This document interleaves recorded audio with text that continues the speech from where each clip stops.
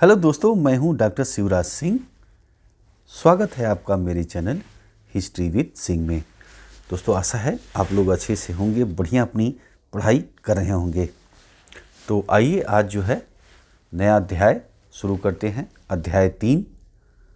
ठीक, तो NCERT history का आप लगातार पढ़ रहे हैं। तो देखिए जो है, आज आप जो अध्याय का नाम है भूमंडली कृत विश्व का बनना। ठीक है, तो ये अध्याय का नाम है भूमंडलीकृत विश्व का बनना। और पहला पॉइंट हमें दिख रहा है आधुनिक युग से पहले। ठीक है, इसे आप पढ़ने वाले हैं। जैसा कि दोस्तों मैंने आपको क्लास 6, क्लास 7, क्लास 8, क्लास 9 का एनसीईआरटी हिस्ट्री कंप्लीट करा दिया है। अभी आप जो है क्लास 10 का एनसीईआरटी हिस्ट्री का अध्याय 1, अध्याय 2 आपने पढ़ लिया। आज आप पढ़ रहे हैं अध्याय 3। ठीक है, तो दोस्तों अगर अच्छा लगता है तो लाइक करिए, शेयर करिएगा। ठीक है, तो आइए देखिए, आधुनिक युग से पहले आप देखें, जब हम वैश्वीकरण की बात करते हैं तो आम तौर पर हम एक ऐसी आर्थिक व्यवस्था की बात करते हैं जो मोटे तौर पर पिछले लगभग 50 सालों में ही हमारे सामने आई है। ठीक है, लेकिन जैसा कि आप इस अध्याय में देखेंगे, भूमंडलीकृत विश्व को बनने की प्रक्रिया व्यापार का, काम की तलाश में एक जगह से दूसरी जगह जाते लोगों का, पूंजी व बहुत सारी चीज़ों की वैश्विक आवाजाही का एक लंबा इतिहास रहा है। आज जब हम अपने जीवन में वैश्विक आपसी संपर्कों के बारे में सोचते हैं तो हमें उन युगों के बारे में भी जानना चाहिए जिनसे गुजरते हुए हमारी यह दुनिया ऐसी बनी है। ठीक है,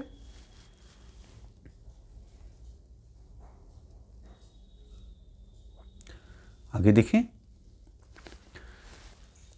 इतिहास के हर दौर में मानव समाज एक दूसरे के ज़्यादा नज़दीक आते गए, है ना। प्राचीन काल से ही यात्री, व्यापारी, पुजारी, तीर्थयात्री ज्ञान, अवसरों और आध्यात्मिक शांति के लिए या उत्पीड़न, यातनापूर्ण जीवन से बचने के लिए दूर दूर की यात्राओं पर जाते रहे हैं। ठीक है, आज भी आप देखिए दोस्तों, जैसे हम लोगों को कहीं दर्शन के लिए जाना होता है तो हम लोग साउथ में भी जाते हैं, है ना। हम उत्तराखंड में भी जाते हैं, हम कश्मीर भी जाते हैं, है ना। और तो इस तरह का हम उड़ीसा की तरफ भी जाते हैं, आप देखते हैं। तो ये हो गया। तो यात्रा व्यापार के लिए भी बहुत लोग जाते हैं, आज भी आप देखिए। तो यहाँ पे क्या है, प्राचीन काल से ही यात्री, व्यापारी, पुजारी और तीर्थयात्री ज्ञान जो है, तीर्थयात्री ज्ञान अवसरों की आध्यात्मिक शांति के लिए या उत्पीड़न या यातनापूर्ण जीवन से बचने के लिए दूर दूर की यात्राओं पर जाते थे। उत्पीड़न यातनापूर्ण, जैसे वहाँ का शासक नहीं सही है, ज़्यादा कर वसूल रहा है, परेशान कर रहा है, तब भी लोग जो है स्थान को छोड़ देते थे। अपनी यात्राओं में से लोग तरह तरह की चीज़ें जैसे पैसा, मूल्य, मान्यताएं, हुनर, विचार, आविष्कार और यहाँ तक कि कीटाणु और बीमारियाँ भी साथ लेकर चलती थी। ठीक है, तो दोस्तों देखिए, किताब से जितना हमें नॉलेज होती है वैसे ही एक नॉलेज ज्ञान का भंडार है। अगर हम एक जगह से दूसरी जगह जाते हैं तो तब भी हम लोग बहुत सारी चीज़ें सीखते हैं, है ना। तो जैसा कि आप किताब पढ़ के नॉलेज लेते हो, उसी तरह अगर आप घूमने जाते हो तो बहुत सारा ज्ञान आपको मिलेगा, है ना। तो हो सके तो यात्राएं आप किया करें।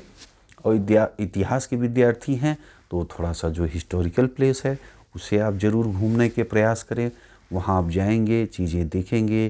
जैसे आप गए हैं, टेम्पल देखे हैं, तो वहाँ पे कैसी सजावट है, क्या है, कब बना है, क्या क्या चीज़ें हैं, है ना। तो ये आप डायरेक्ट जब देखेंगे तो और आपके माइंड में बैठेगा और चीज़ें हमेशा याद रहेंगी, है ना। और मज़ा आएगा और रुचिकर रहेगा, आपको ज़्यादा मेहनत नहीं करनी पड़ेगी समझने में। चलिए, तो यहाँ पे कीटाणु और बीमारियाँ भी साथ लेकर चलती थी। 3000 ईसा पूर्व में, है ना, ईसा मसीह के जन्म के 3000 साल पहले ईसा पूर्व में समुद्री तटों पर होने वाले व्यापार के माध्यम से सिंधु घाटी सभ्यता उस इलाके से भी जुड़ी हुई थी जिसे आज हम पश्चिमी एशिया के नाम से जानते हैं। ठीक है, सिंधु घाटी सभ्यता के बारे में पूरा डिटेल से मैंने वीडियो बनाया है दोस्तों, अगर आपने नहीं देखा है तो देख लीजिए। ठीक है, मैंने स्टार्टिंग एकदम सिंधु सभ्यता से स्टार्टिंग की है, पूरा मॉडर्न हिस्ट्री तक मैंने आपको पढ़ाया है। अगर आपने नहीं देखा है तो एक तरफ से एक तरफ पूरा देख डालिए, और एनसीईआरटी भी मैंने चालू किया है, तो थोड़ा थोड़ा करके पूरा वीडियो देख डालिए। बिल्कुल इतिहास तो एकदम, मतलब आप वीडियो बस देख डालो, इतिहास की सारी समस्याएं ही खत्म हो जाएंगी। कोई भी आप कंपटीशन दे रहे हो, सब कंपटीशन में ये वीडियो आपको काम में आएंगे, ये जान लीजिए आप। चलिए, तो सिंधु घाटी सभ्यता यहाँ तक पश्चिम एशिया से जानते हैं, पश्चिम एशिया के नाम से जानते हैं। 1000 साल से भी ज़्यादा समय से मालदीव के समुद्र में पाई जाने वाली कौड़ियाँ, ठीक है, जिन्हें पैसे या मुद्रा के रूप में इस्तेमाल किया जाता था, चीन और पूर्वी अफ्रीका तक पहुँचती रही। ठीक है, ठीक है। तो अभी आपने यहाँ पे ध्यान दीजिए, 1000 साल से भी ज़्यादा समय से मालदीव अभी देखिए आपको हाईलाइट में चल रहा था, न्यूज़ में आपने देखा होगा, है ना। तो जो टूरिस्ट प्लेस के लिए जो है चल रहा था, न्यूज़ आपने पढ़ाई होगा। तो वही मालदीव देखिए, 1000 साल से भी ज़्यादा समय से मालदीव के समुद्र में पाई जाने वाली कौड़ियाँ, जिन्हें पैसे या मुद्रा के रूप में इस्तेमाल किया जाता था, चीन और पूर्वी अफ्रीका तक पहुँचती रहीं। ठीक है, बीमारी फैलाने वाले कीटाणुओं का दूर दूर तक पहुँचने का इतिहास भी 7वीं सदी तक ढूंढा जा सकता है। जैसे अभी आपने कोरोना में भी काल में देखा कि कैसे एक आदमी से दूसरे आदमी के जो है संपर्क में जो आदमी आता था उसको भी कोरोना जो कीटाणु थे वो इफ़ेक्ट कर देते थे, प्रभावित कर देते थे, यदि एक आदमी दूसरे आदमी के संपर्क में आता था तो, है ना। तो उसी तरह जो है प्राचीन काल से भी जो है बहुत सारे कीटाणु एक आदमी के साथ सफ़र करते हुए जब आदमी दूसरे देश में या दूसरी जगह जाता था तो उसके द्वारा जो है वो बीमारी भी पहुंच जाती थी। ठीक है, और उससे भी जो संपर्क में आते थे वो जो है प्रभावित हो जाते थे। ठीक है, 13वीं सदी के बाद तो इनके प्रसार को निश्चय ही साफ देखा जा सकता है। यहाँ पे आपको चित्र नंबर 1 दिखाई दे रहा है, एक स्मृति शिला पर पानी के एक जहाज का चित्र है। ठीक है, गोवा संग्रहालय में ये है, 10वीं शताब्दी का ये है। ठीक है, पश्चिमी तट के क्षेत्र में पाई गई 9वीं सदी के बाद की स्मृति शालाओं पर जलपोतों की तस्वीर से उस काल में समुद्री व्यापार के महत्व का पता चलता है। यह आप देखिए, नाव भी आपको दिख रही है। चलिए, अब आ जाइए, रेशम मार्ग, सिल्क रूट से जुड़ती दुनिया। ठीक है, रेशम मार्ग बहुत सारी आपने सुना होगा रेशम मार्ग के बारे में, तो इसको आप देखिए, समझिए। देखिए, आधुनिक काल से पहले के युग में दुनिया के दूर दूर स्थित भागों के बीच व्यापारिक और सांस्कृतिक संपर्कों का सबसे जीवंत उदाहरण सिल्क मार्गों के रूप में दिखाई देता है। सिल्क मार्ग नाम से पता चलता है कि इस मार्ग से पश्चिम को भेजे जाने वाले चीनी रेशम सिल्क का इतना महत्व था। इतिहासकारों ने बहुत सारे सिल्क मार्गों के बारे में बताया है। जमीन या समुद्र से होकर गुजरने वाले ये रास्ते न केवल एशिया के विशाल क्षेत्रों को एक दूसरे से जोड़ने का काम करते थे, बल्कि एशिया को यूरोप और उत्तरी अफ्रीका से भी जोड़ते थे। ऐसे मार्ग ईसा पूर्व के समय से ही सामने आ चुके थे, लगभग 15वीं शताब्दी तक अस्तित्व में थे। ठीक है, कब तक थे? लगभग 15वीं शताब्दी तक ये जो है अस्तित्व में थे।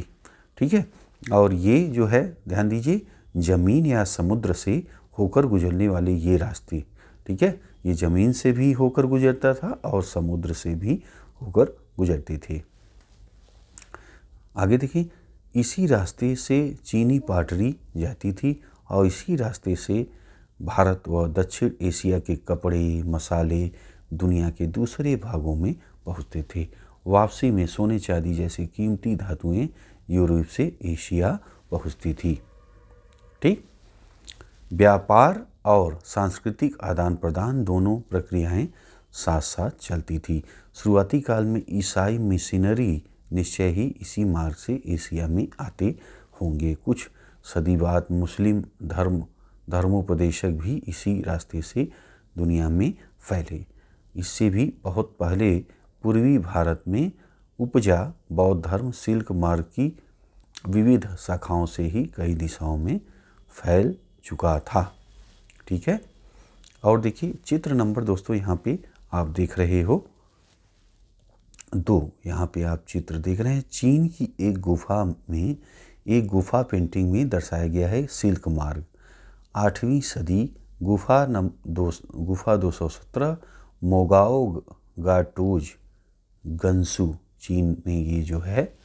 तो यहाँ पे आप देखिए चित्र में आप देख पा रहे हैं कि दर्शाया गया है। ठीक है,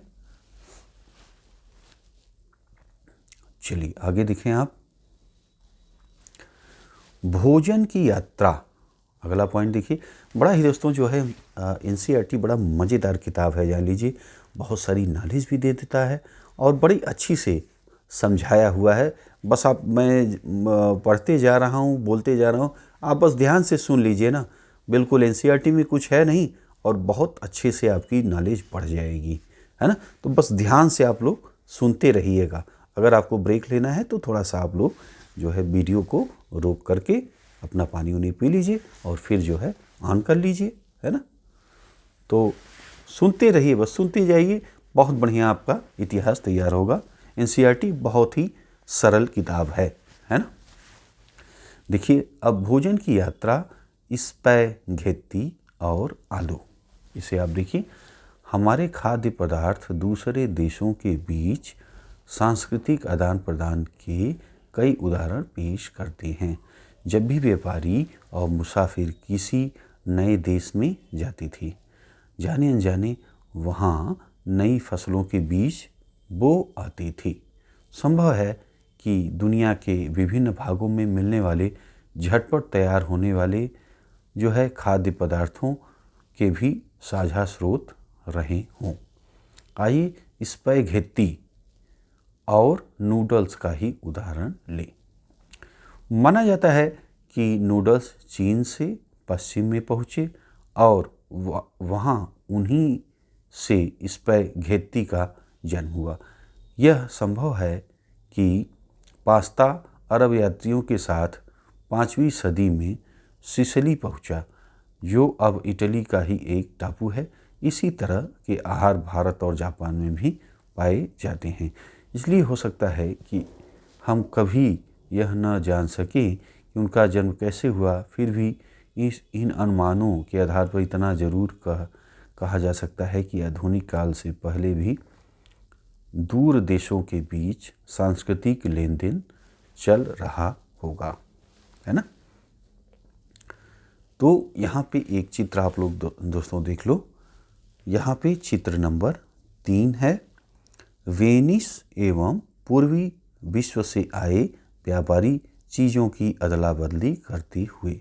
Marco Polo, book of marvels, 15वीं सदी की ये है। तो दोस्तों देखिए, फ़ोटो बहुत ध्यान से देखिए, समझने का प्रयास करिए, है ना।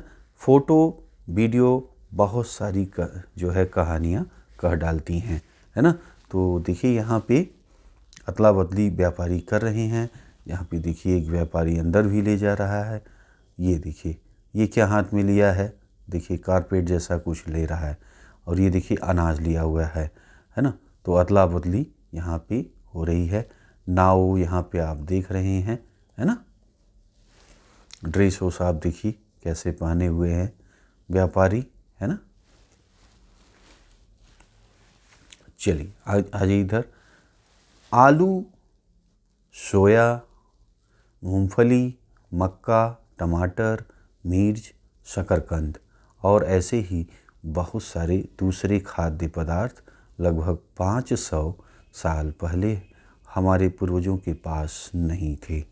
ठीक है, क्या क्या नहीं था? अब देखिए, जो आलू हम लोग नॉर्मली ये खाते हैं, आलू है, सोया है, मूंगफली, मक्का, टमाटर, मिर्च, शकरकंद, है ना, ऐसे ही बहुत सारे जो दूसरे खाद्य पदार्थ लगभग 500 साल पहले हमारे पूर्वजों के पास नहीं थे, भारत में नहीं था। अब आप सोचिए, कल्पना करिए कि आपके घर में आज आलू की सब्जी, आलू तो पड़ा ही रहता है। अब कल्पना करिए कि 500 साल पहले, है ना, जो है यहाँ आलू ही नहीं था। अब बताइए, आलू, सोया, मूंगफली, मक्का, टमाटर, मिर्च था ही नहीं। अब आप कल्पना करिए कि अब क्या होता होगा, क्या खाते होंगे, है ना। चलिए, ये खाद्य पदार्थ यूरोप और एशिया में तब पहुँचे जब क्रिस्टोफर कोलंबस गलती से उन अज्ञात महाद्वीपों में पहुँच गया था। ठीक है, तो यानी आप मान लीजिए कि 2000 मानते हैं, तो 1500 ईस्वी के पहले यहाँ पे ये सारी चीज़ें नहीं थे। आलू खाते ही नहीं थे, पता ही नहीं था, है ना। आज देखिए कितने आसानी से आप लोग खा रहे हैं घर पे। ऐसा लगता है जैसे हमेशा से आलू और टमाटर और ये सब चीज़ें यहाँ पे हैं। तो कैसे पहुँच रहा है? क्रिस्टोफर कोलंबस गलती से उन अज्ञात महाद्वीपों में पहुँच गया जिन्हें बाद में अमेरिका के नाम से जाना जाने लगा। यहाँ अमेरिका का मतलब उत्तरी अमेरिका, दक्षिणी अमेरिका और कैरिबियन द्वीप समूह सभी से है। दरअसल हमारे बहुत सारे खाद्य पदार्थ अमेरिका के मूल निवासियों यानी अमेरिकन इंडियनों से हमारे पास आए हैं, है ना। कई बार नई फसलों के आने से जीवन में ज़मीन आसमान का फ़र्क आ जाता है। साधारण से आलू का इस्तेमाल शुरू करने पर यूरोप के गरीबों की ज़िंदगी आमूल रूप से बदल गई थी। उनका भोजन बेहतर हो गया, उनकी औसत उम्र बढ़ने लगी। आयरलैंड के गरीब काश्तकार जो आलू पर इस हद तक निर्भर हो चुके थे कि 1840 के दशक के मध्य में किसी बीमारी के कारण आलू की फसल खराब हो गई तो लाखों लोग भूखमरी के कारण मौत के मुंह में चले गए। सोचिए कितना ज़्यादा लोग जो है आश्रित थे, है ना। अब आगे का पॉइंट आप देखिए, विजय, बीमारी और व्यापार। इसे आप देखिए, 16वीं सदी में जब यूरोपीय जहाजियों ने एशिया तक का समुद्री रास्ता ढूंढ लिया, वे पश्चिमी सागर को पार करते हुए अमेरिका तक यहाँ पहुँचे तो पूर्व आधुनिक विश्व बहुत छोटा सा दिखाई देने लगा। इससे पहले कई सदियों से हिंद महासागर के पानी में फलता फूलता व्यापार, तरह तरह के सामान, लोग, ज्ञान, परंपराएं एक जगह से दूसरी जगह आ जा रही थी। भारतीय उपमहाद्वीप इन प्रभावों के रास्ते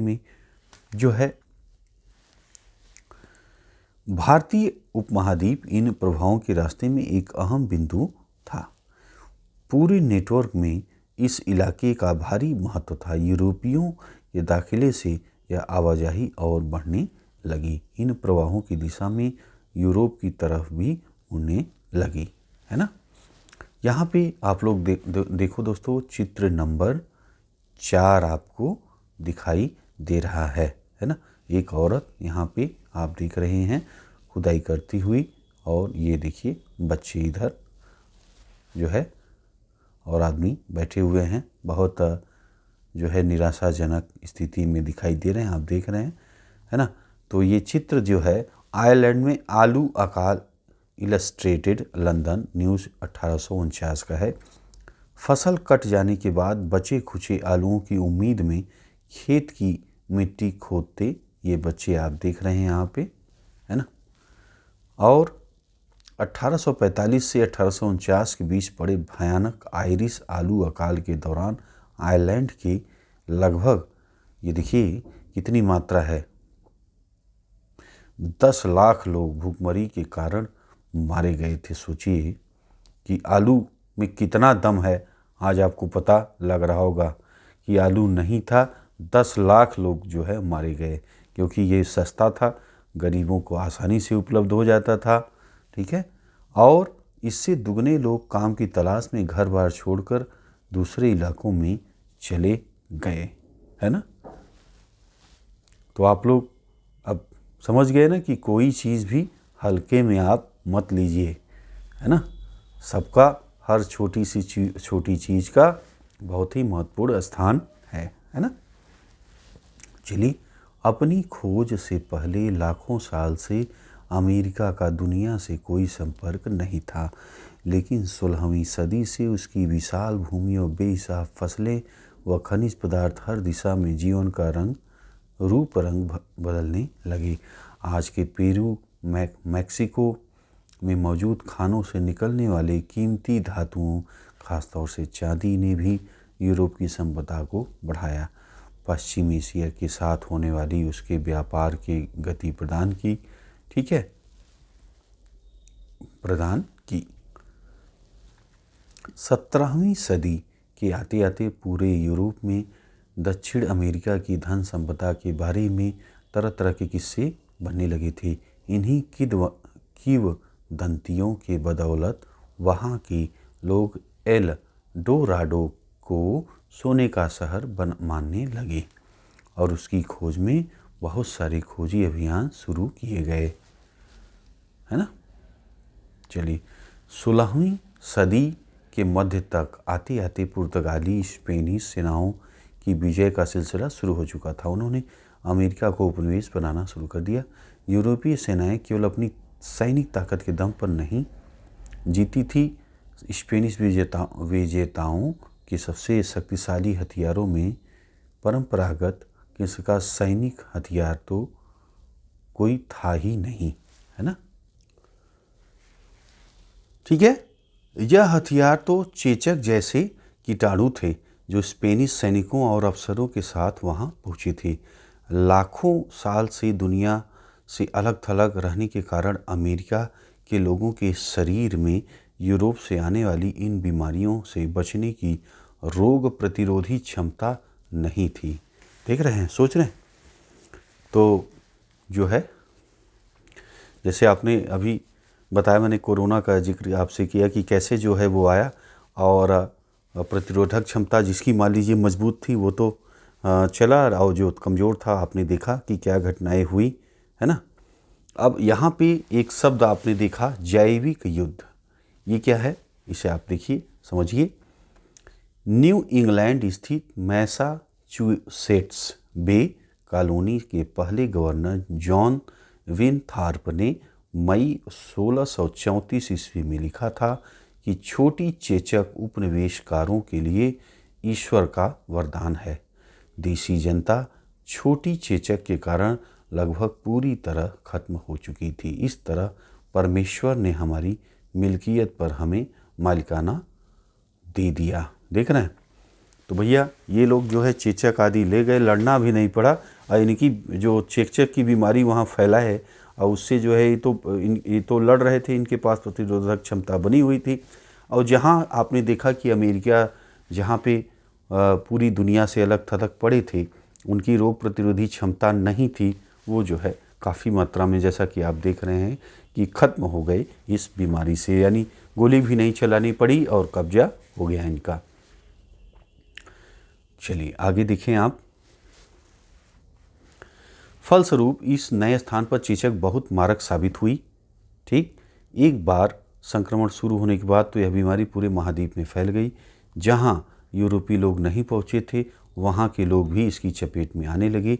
इससे पूरे समुदायों को खत्म कर डाला। आप देख रहे हैं कितना खतरनाक जो है घातक इसका हुआ असर। इस तरह घुसपैठियों की जीत का रास्ता आसान होता चला गया। गोली न बंदूक, ये बीमारी ने ही काम तमाम कर डाला सबका। नए शब्द यहाँ पे आपने देखा, असंतुष्ट, जो स्थापित विश्वासों और तरीकों को नहीं मानता। ठीक,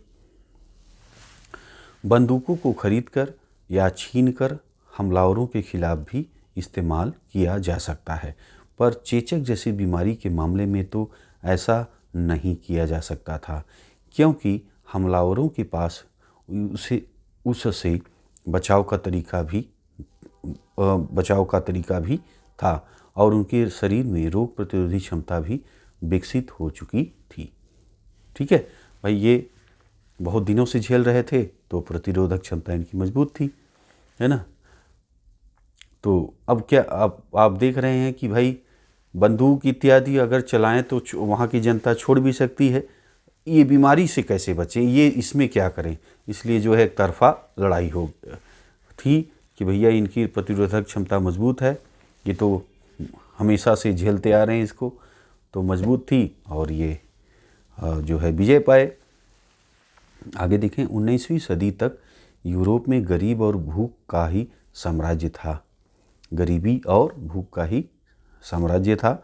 शहरों में बेहिसाब भीड़ थी, बीमारियों का बोलबाला था, धार्मिक टकराव आम थे, धार्मिक असंतुष्टों को कड़ा दंड दिया जाता था। ठीक है, असंतुष्टों को मैंने बताया जो स्थापित विश्वासों और तरीकों को नहीं मानता। ठीक, वहाँ यहाँ पे इस असंतुष्ट का अर्थ आपने समझा। इस वजह से हजारों लोग यूरोप से भागकर अमेरिका जाने लगे। 18वीं सदी तक अमेरिका में अफ्रीका से पकड़ कर लाए गए गुलामों को काम में झोंक कर यूरोपीय बाज़ारों के लिए कपास और चीनी का उत्पादन किया जाने लगा। 18वीं शताब्दी का काफ़ी समय बीत जाने पर भी चीन और भारत को दुनिया के सबसे धनी देशों में गिना जाता था। देख रहे हैं ना, 18वीं शताब्दी का काफ़ी समय बीत जाने के बाद भी चीन और भारत को दुनिया के सबसे धनी देशों में गिना जाता था। अब देखिए, इस एशियाई व्यापार में भी उन्हीं का दबदबा था, लेकिन विशेषज्ञों का मानना था कि 15वीं सदी से चीन ने दूसरे देशों के साथ अपने संबंध कम करना शुरू कर दिए और वह दुनिया से अलग थलग पड़ने लगा। चीन की घटती भूमिका और अमेरिका के बढ़ते महत्व के चलते विश्व व्यापार का केंद्र पश्चिम की ओर खिसकने लगा। अब यूरोप ही विश्व व्यापार का सबसे बड़ा केंद्र जो है बन गया, है ना। यहाँ पे दोस्तों आप एक चित्र देख रहे हैं, चित्र नंबर 5। गुलामों की खरीद फरोख्त हो रही है। यहाँ पे न्यू ऑरलियंस जो है इलस्ट्रेट लंदन न्यूज़ 1851 का ये आपका फ़ोटो बना हुआ है। देख रहे हैं कुत्ता खड़ा है, यहाँ लड़का खड़ा हुआ है, कुछ टोकरी में लिया हुआ है ना। तो एक खरीदार नीलामी के लिए कतार में खड़े गुलामों को गौर से देख रहा है। खरीदार कौन है, ये देखिए, देख रहे हैं मोटू दास को। तो ये मोटू दास भाई देख रहे हैं, गुलामों को खरीद रहे हैं, है ना। इस चित्र में 4 औरतों और लंबी टोपियाँ पहने 7 पुरुषों के साथ 2 बच्चे भी बिकने के लिए खड़े हैं। देख रहे हैं, तो यहाँ पे बच्चे भी बिकने के लिए खड़े हैं, ये महिलाएं भी और ये पुरुष भी, है ना। तो इस चित्र में 4 औरतें, 1 2 3 4 ये औरतों को आप देख रहे हैं, है ना। और लंबी टोपियाँ पहने 7 पुरुष के साथ 2 बच्चे, है ना। तो ये देखिए 7 पुरुष, है ना, और बच्चे यहाँ पे खड़े हैं, आप देख रहे हैं।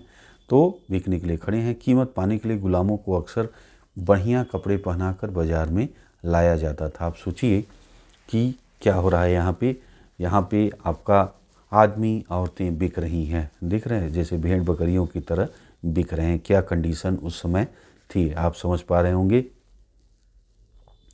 चलिए अब अगला आ जाइए, दूसरा पॉइंट 19वीं शताब्दी 1815 से 1914। इसको आप देखें, 19वीं सदी में दुनिया तेजी से बदलने लगी, है ना। आर्थिक, राजनीतिक, सामाजिक, सांस्कृतिक, तकनीकी कारकों ने पूरे के पूरे समाजों की काया पलट कर दी। विदेश संबंधों को नए ढर्रे में ढाल दिया।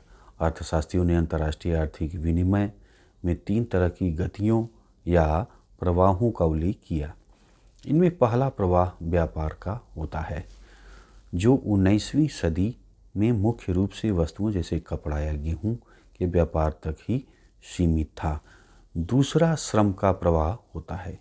इसमें लोग काम या रोजगार की तलाश में एक जगह से दूसरी जगह जाते हैं। तीसरा प्रवाह पूंजी का होता है, जिसे अल्प या दीर्घ अवधि के लिए दूर दराज के इलाकों में निवेश कर दिया जाता है। ठीक, ये तीन तरह के प्रवाह एक दूसरे से जुड़े थे, लोगों के जीवन को प्रभावित करते थे। कभी कभी इन कारकों के बीच मौजूद संबंध टूट भी जाते थे। उदाहरण के लिए वस्तु या पूंजी की आवाजाही के मुकाबले श्रमिकों की आवाजाही पर प्रायः ज़्यादा शर्तें और बंदिशें लगाई जाती थी। फिर भी यदि हम तीनों प्रवाहों का एक साथ अध्ययन करें तो 19वीं सदी की विश्व अर्थव्यवस्था को ज़्यादा अच्छी तरह से समझ सकते हैं। ठीक, चलिए आइए आगे देखें आप। विश्व अर्थव्यवस्था का उदय। ठीक, इसे आप लोग देखिए।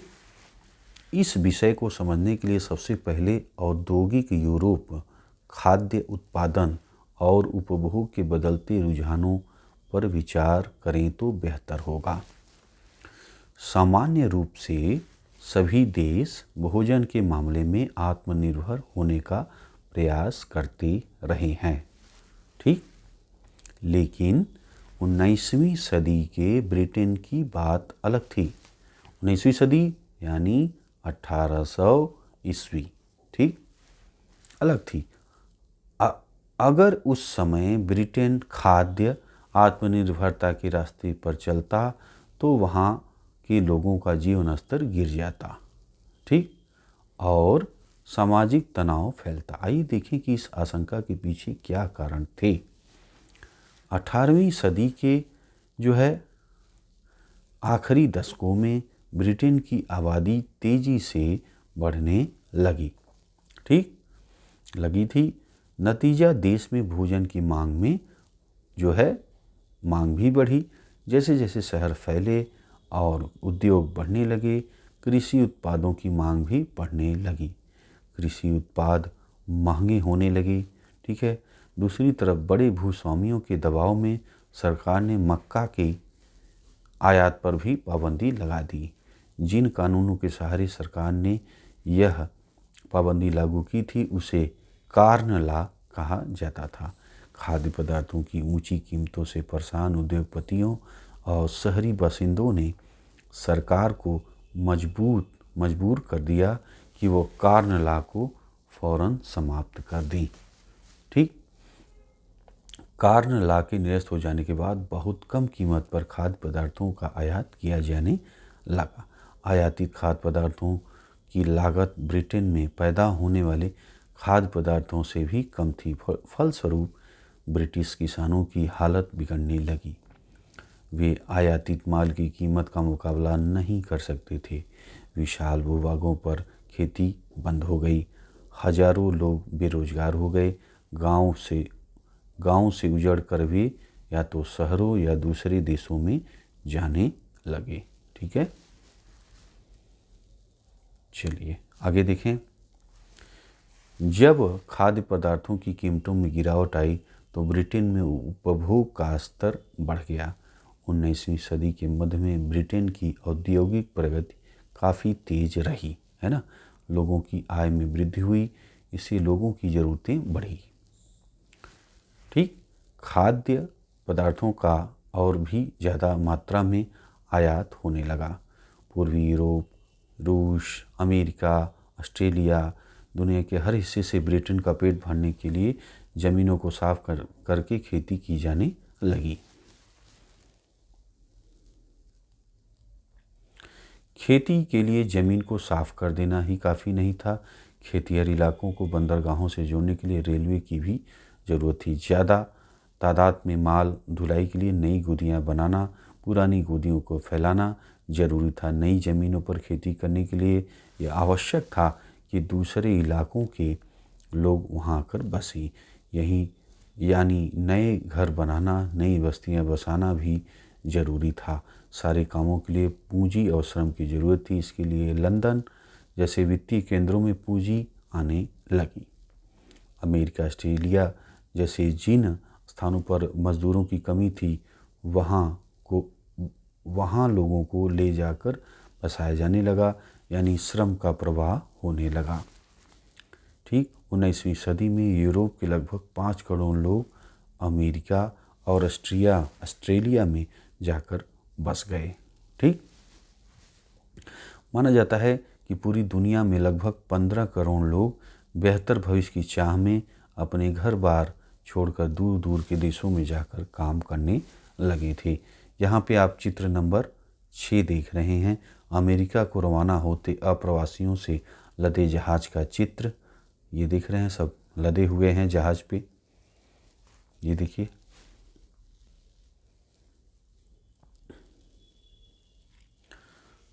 चलिए 7 नंबर चित्र, जहाज पर चढ़ने का इंतजार करते आयरिश अप्रवासियों का चित्र है ना, माइकल फिट्जजेराल्ड 1874 का ये आप चित्र देख रहे हैं। 1890, अब आ जाइए, देखिए 1890 ईस्वी तक वैश्विक कृषि अर्थव्यवस्था सामने आ चुकी थी। ठीक है, इस घटनाक्रम के साथ ही श्रम विस्थापन रुझानों, पूंजी प्रवाह, पारिस्थितिकी और तकनीक में गहरे बदलाव आ चुके थे। जब भोजन किसी आसपास के गांव या कस्बे में नहीं बल्कि हजारों मील दूर से आने लगा, अब अपने खेतों पर खुद काम करने वाले किसान ही खाद्य पदार्थ पैदा नहीं कर रहे थे। अब यह काम ऐसे औद्योगिक मजदूर करने लगे थे जो संभवतः हाल ही में वहाँ आई थी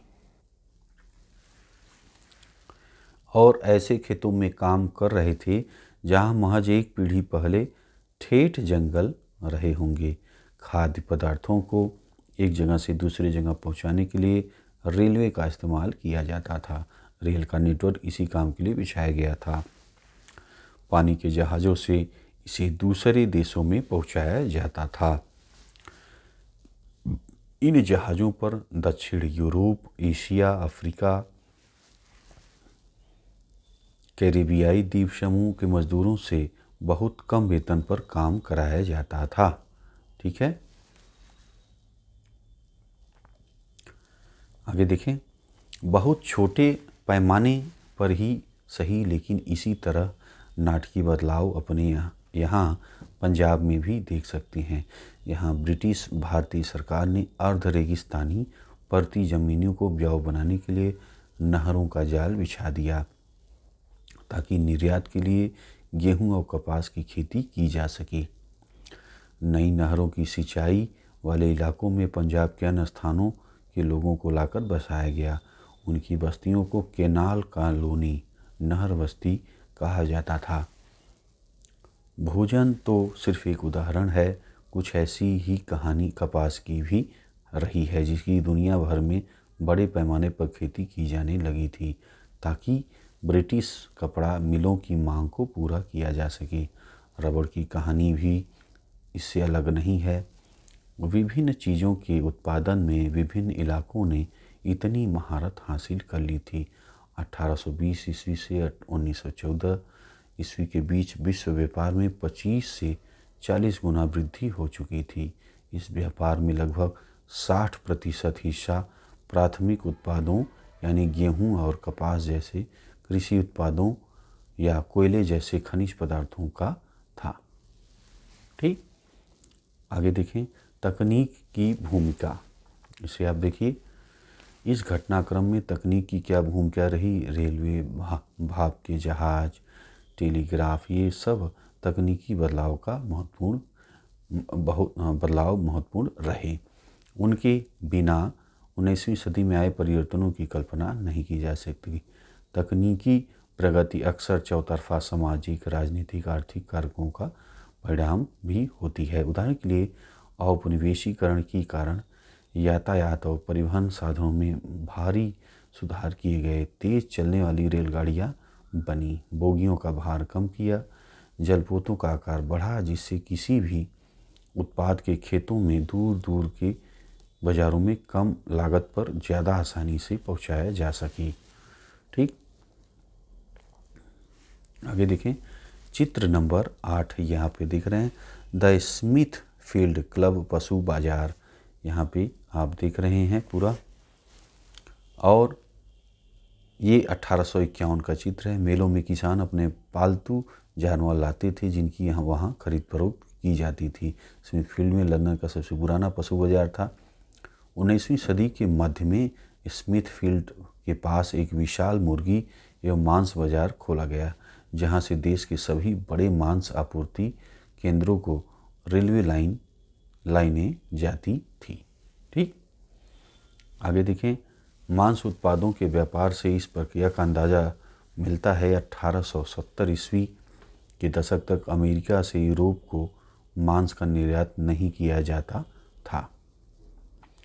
उस समय केवल जिंदा जानवर ही भेजे जाते थे जिन्हें यूरोप ले जाकर ही काटा जाता था, लेकिन जिंदा जानवर बहुत ज़्यादा जगह घेरते थे। बहुत सारे तो लंबे सफ़र में मर जाते थे या बीमार पड़ जाते थे। बहुतों का वजन गिर जाता था या वे खाने लायक नहीं रह जाते थे। इसी वजह से मांस खाना एक महंगा सौदा था, यूरोप के गरीबों की पहुंच से बाहर था। दूसरी तरफ ऊंची कीमतों के कारण मांस उत्पादों की मांग और उत्पादन भी कम रहता था। नई तकनीक आने पर स्थिति बदल गई। पानी के जहाज़ों में रेफ्रिजरेशन की तकनीक स्थापित कर दी गई। जल्दी खराब होने वाली चीज़ों को लंबी यात्राओं पर ले जाया जा सकता था। ठीक, इसके बाद जानवरों को यात्रा से पहले ही मारा जाने लगा। अमेरिका, ऑस्ट्रेलिया, न्यूजीलैंड सब जगह से जानवरों की बजाय उनका मांस ही यूरोप भेजा जाने लगा। इससे न केवल समुद्री यात्रा में आने वाला खर्च कम हो गया, बल्कि यूरोप में मांस के दाम भी गिर गए। यूरोप के गरीबों को ज़्यादा विविधतापूर्ण खुराक मिलने लगी। पहले उनके पास सिर्फ आलू और ब्रेड होते थे, अब बहुत सारे लोगों के भोजन में मांसाहार, मक्खन, अंडे भी शामिल हो गए। जीवन स्थिति सुधरी तो देश में शांति स्थापित होने लगी और दूसरे देशों में साम्राज्यवादी मंसूबों को समर्थन मिलने लगा। चित्र नंबर 9 यहाँ पे आप देखिए दोस्तों। मांस को अलेक्सांद्रा जलपोत पर लादा जा रहा है। ये देखिए 1878 का ये चित्र आप देख रहे हैं। तो मांस को यहाँ पे आप देख रहे हैं लादा जा रहा है जलपोत पे। मांस का निर्यात तभी संभव हो पाया जब जहाज़ों को ठंडा रखने की व्यवस्था कर ली गई थी। ठीक है, चलिए आगे देखें। 19वीं जो है सदी के आखिर में उपनिवेशवाद, इसे आप देखिए। 19वीं शताब्दी के आखिरी दशकों में व्यापार बढ़ा और बाजार तेजी से फैलने लगे। यह केवल फैलते व्यापार और संपन्नता का ही दौर नहीं था। हमें इस प्रक्रिया के स्याह पक्ष को भी नज़रअंदाज नहीं करना चाहिए। व्यापार में इजाफे और विश्व अर्थव्यवस्था के साथ निकटता का एक परिणाम यह हुआ कि दुनिया के बहुत सारे भागों में स्वतंत्रता आजीविका के साधन छिनने लगे। 19वीं सदी के आखिरी दशकों में यूरोपियों की विजयों से बहुत सारे कष्टदायक आर्थिक सामाजिक परिस्थितिकीय परिवर्तन आए और औपनिवेशिक समाजों को विश्व अर्थव्यवस्था में समाहित कर लिया गया। ठीक है, आइए आगे देखें। जरा अफ्रीका के मानचित्र को देखिए। आप पाएंगी वहाँ कुछ देशों की सीमाएं तो बिल्कुल सीधी लकीर जैसी हैं, मानो उसे फुट्टा स्केल रखकर खींचा गया हो। ठीक है, तो यहाँ पे आप देखिए,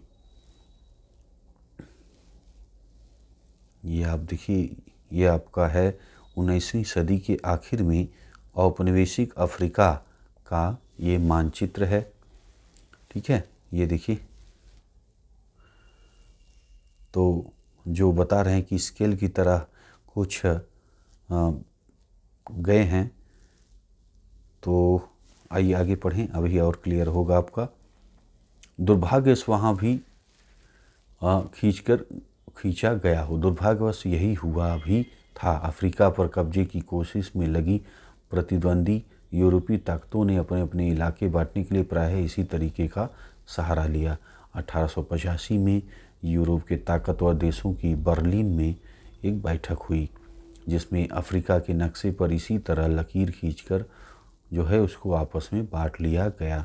19वीं सदी के आखिर में ब्रिटेन और फ्रांस ने अपने शासन वाले विदेशी क्षेत्रफल में भारी वृद्धि कर ली। बेल्जियम और जर्मनी नई औपनिवेशिक ताकतों के रूप में सामने आए। पहले स्पेन के कब्जे में रह चुके कुछ उपनिवेशों पर कब्जा करके 1890 के दशकों में आखिरी वर्षों में संयुक्त राज्य अमेरिका भी औपनिवेशिक ताकत बन गया। आइए देखिए उपनिवेशवाद से औपनिवेशिक समाजों की अर्थव्यवस्था और रोजी रोटी साधनों पर क्या असर पड़ा। तो आप यहाँ पे दोस्तों मैप देख रहे हैं, ये बेल्जियम का है। ये कलर जो आप देख रहे हैं, देखिए कलर बेल्जियम, ब्रिटिश का ये देखिए इस तरह का, ये ब्रिटिश का है ना। और मतलब औपनिवेशिक हैं किन किन देशों के हैं। जर्मन का देखिए, इतावली का देखिए ये है ना। अब देखिए जैसा कि स्केल की बात हो रही थी तो देखिए किस तरह बांटा है, ये देख रहे हैं। अब ये देखिए, देख रहे हैं, ये आपका जर्मनी का जो है ये उपनिवेश है, देखिए किस तरह बांटा है। अंगोला देख रहे हैं, फ्रेंच का है। अब देखिए किस तरह लग रहा है ना कि बिल्कुल स्केल रख कर बांटा गया है।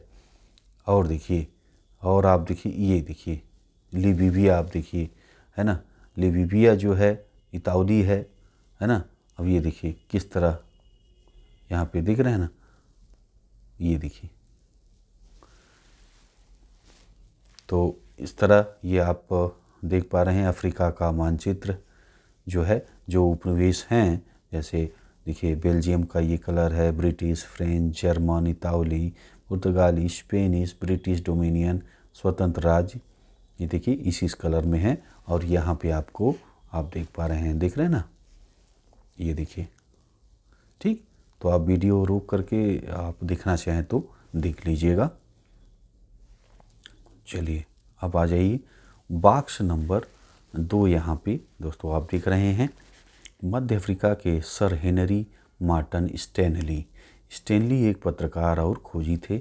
न्यूयॉर्क हेरल्ड ने उन्हें कई बार पहले अफ्रीका गए लिविंगस्टन नामक मिशनरी की खोज करने के लिए भेजा था। उस जमाने के अन्य यूरोपीय और अमेरिकी अन्वेषकों की भांति स्टैनली भी हथियारों से लैस होकर गए थे।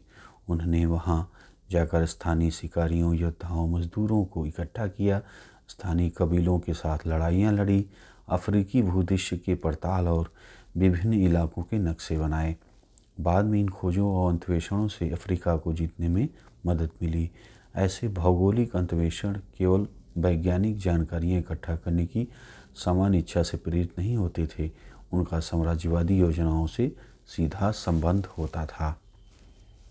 ठीक, ये देखिए आप मध्य अफ्रीका में सर हेनरी मार्टन स्टैनली और उसकी टोली, ये देखिए 1871 का ये जो है आप देख रहे हैं।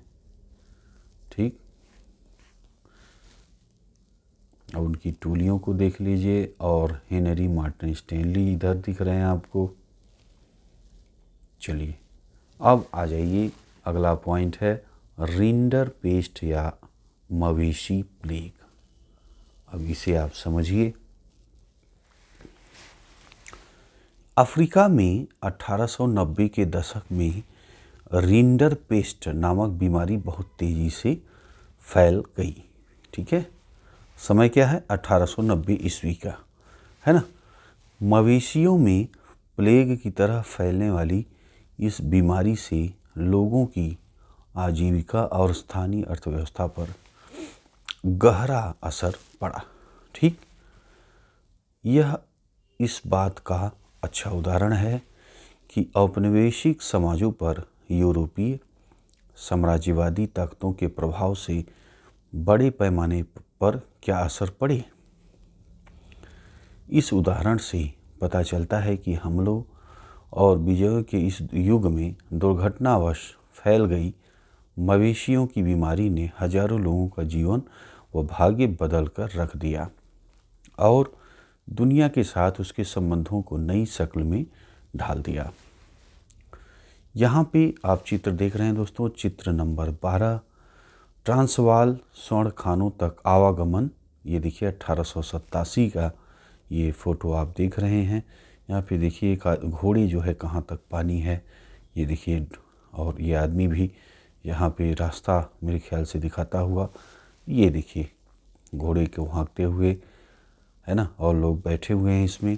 तो देखिए वेल्स नदी को पार करता ट्रांसवाल की सोना खदानों तक पहुंचने का सबसे छोटा आसान रास्ता था। ठीक है, कौन सी नदी?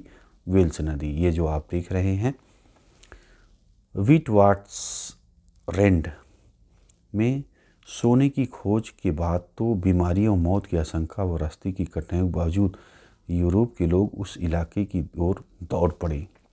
1890 के दशक तक आते आते दुनिया भर के सोना उत्पादन में अफ्रीका का हिस्सा 20% से भी ऊपर जा चुका था। ठीक है, तो यहाँ सोने के खानों का जो है आवागमन आप देख रहे हैं। आगे देखें, प्राचीन काल से ही अफ्रीका में ज़मीन की कभी कोई कमी नहीं रही, जबकि वहाँ की आबादी बहुत कम थी। सदियों तक अफ्रीकियों की ज़िंदगी व कामकाज ज़मीन और पालतू पशुओं के सहारे ही चलता रहा है। वहाँ पैसे या वेतन पर काम करने का चलन नहीं था। 19वीं सदी के आखिर में अफ्रीका में ऐसे उपभोक्ता का बहुत कम थे जिन्हें वेतन के पैसे की से खरीदा जा सकता था। अगर आप अफ्रीका के किसान होते, आपके पास ज़मीन और पालतू पशु होते जिनकी वहाँ कोई कमी नहीं है, तो शायद आपको भी यह बात समझ में नहीं आती कि वेतन के लिए काम करने की क्या ज़रूरत है। 19वीं सदी के आखिर में यूरोपीय ताकतें अफ्रीका के विशाल भूक्षेत्र और खनिज भंडारों को देखकर इस महाद्वीप की ओर आकर्षित हुए। ठीक है, यूरोपीय लोग अफ्रीका में बागानी खेती करने और खदानों का दोहन करना चाहते थे ताकि उन्हें वापस यूरोप भेजा जा सके। लेकिन वहाँ एक ऐसी समस्या पेश आई जिसकी उन्हें उम्मीद नहीं थी। वहाँ के लोग तनख्वाह पर काम नहीं करना चाहते थे। ठीक, मजदूरों की भर्ती और उन्हें अपने पास रोके रखने के लिए मालिकों ने बहुत सारे हथकंडे आजमा कर देख लिए, लेकिन बात नहीं बनी।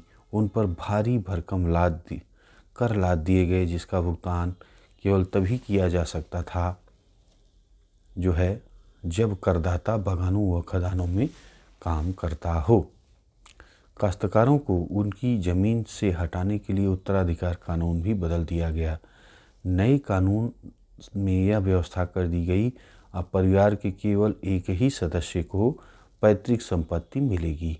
इस कानून के जरिए परिवार के बाकी लोगों को श्रम बाजार में धकेलने का प्रयास किया जाने लगा। खान कर्मियों को बाड़ों में बंद कर दिया गया। उनके खुलेआम घूमने फिरने पर पाबंदी लगा दी गई। ठीक, यहाँ पे दोस्तों आप देख रहे हो चित्र नंबर 13। दक्षिण अफ्रीका के ट्रांसवाल स्वर्ण खदानों में खुदाई करते मजदूर 1875 का ये चित्र आप देख रहे हैं। ये मजदूर जो है आप देखिए खुदाई कर रहे हैं, है ना।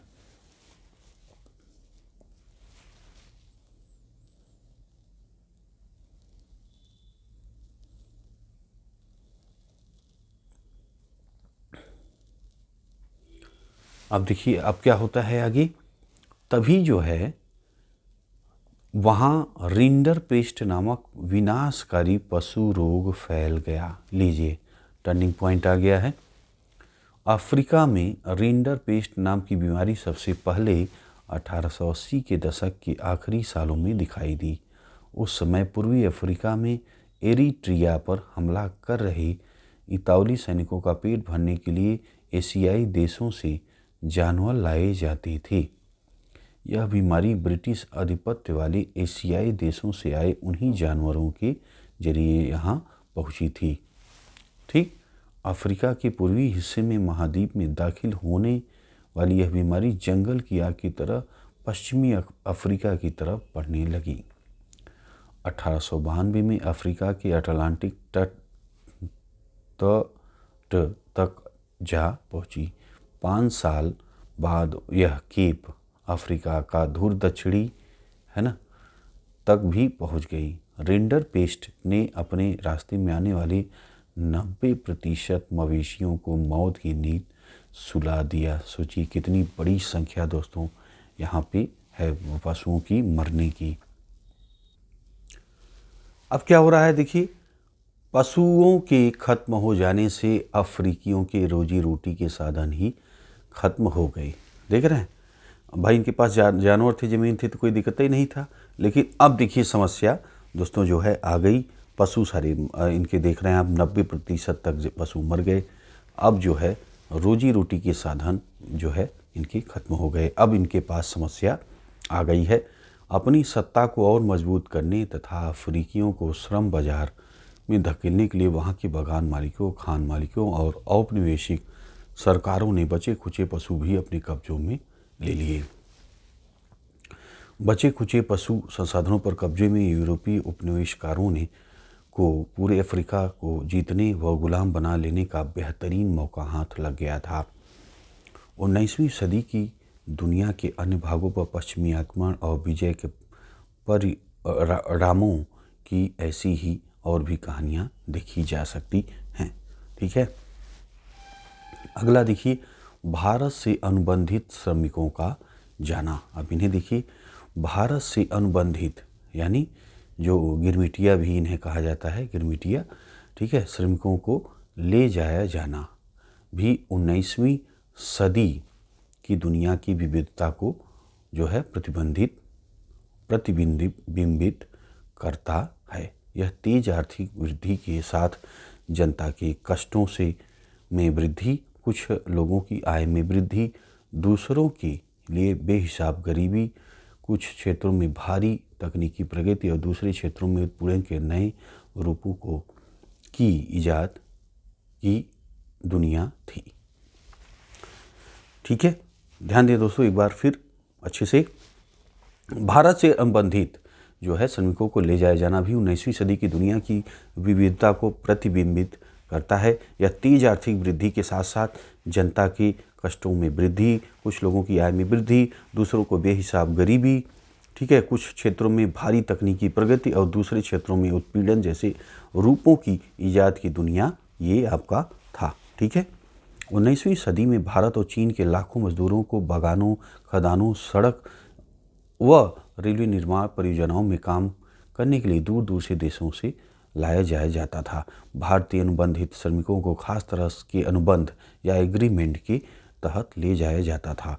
इन अनुबंधों में यह शर्त होती थी कि यदि मजदूर अपने मालिक के बागानों में 5 साल काम कर लेंगे तो वे स्वदेश लौट सकते हैं।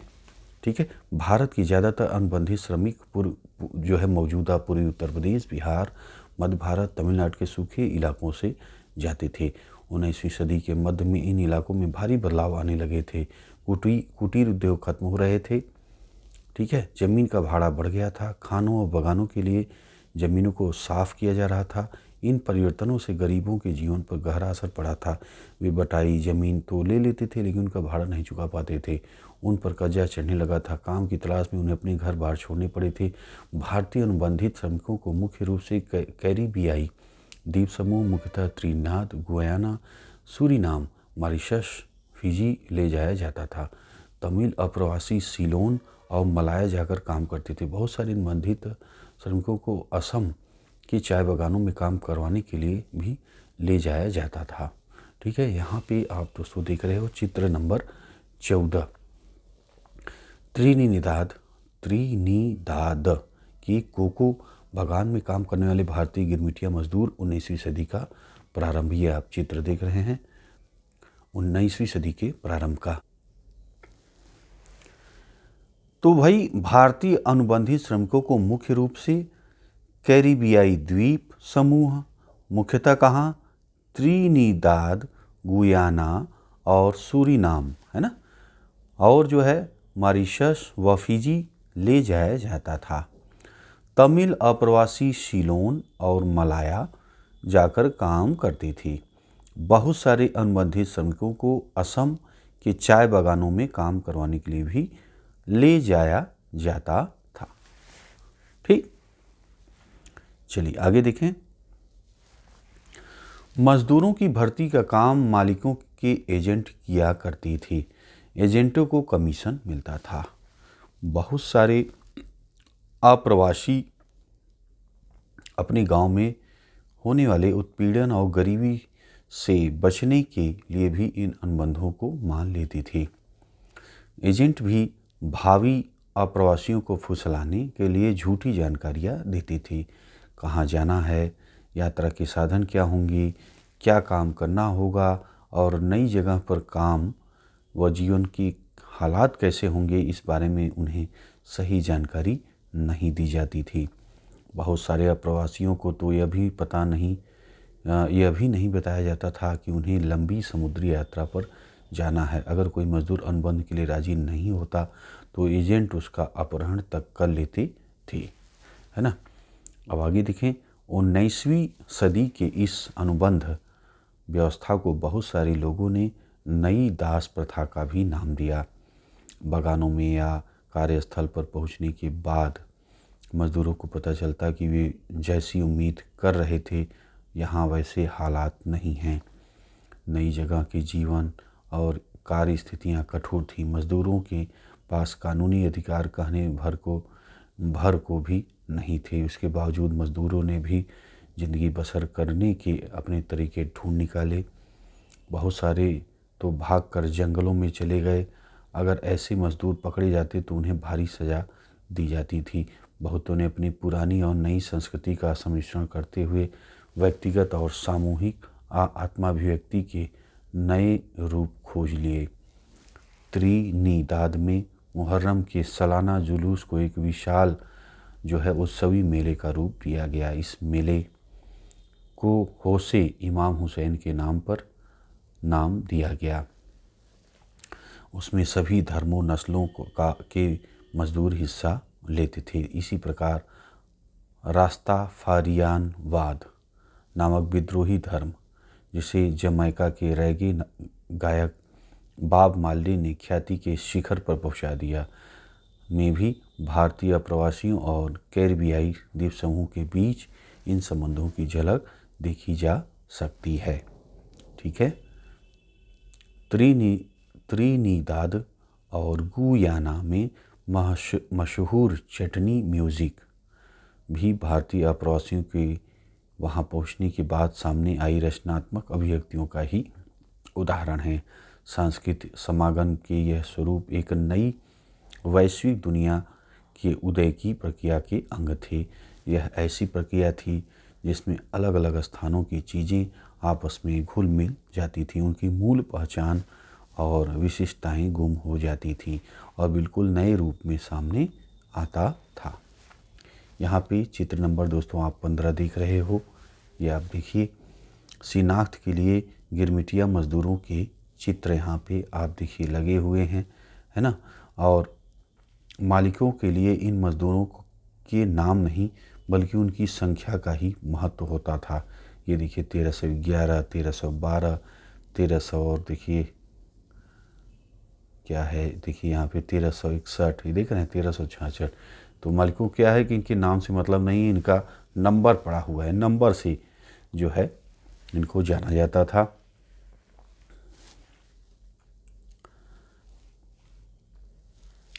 एक यहाँ पे देखिए चित्र नंबर 16 आप देख रहे हैं। एक अनुबंधित श्रमिक गिरमिटिया मजदूर का अनुबंध का फॉर्म आपका, ये आप यहाँ पे दोस्तों देख रहे हो। यही फॉर्म जो है मजदूरों से भरवाया जाता था।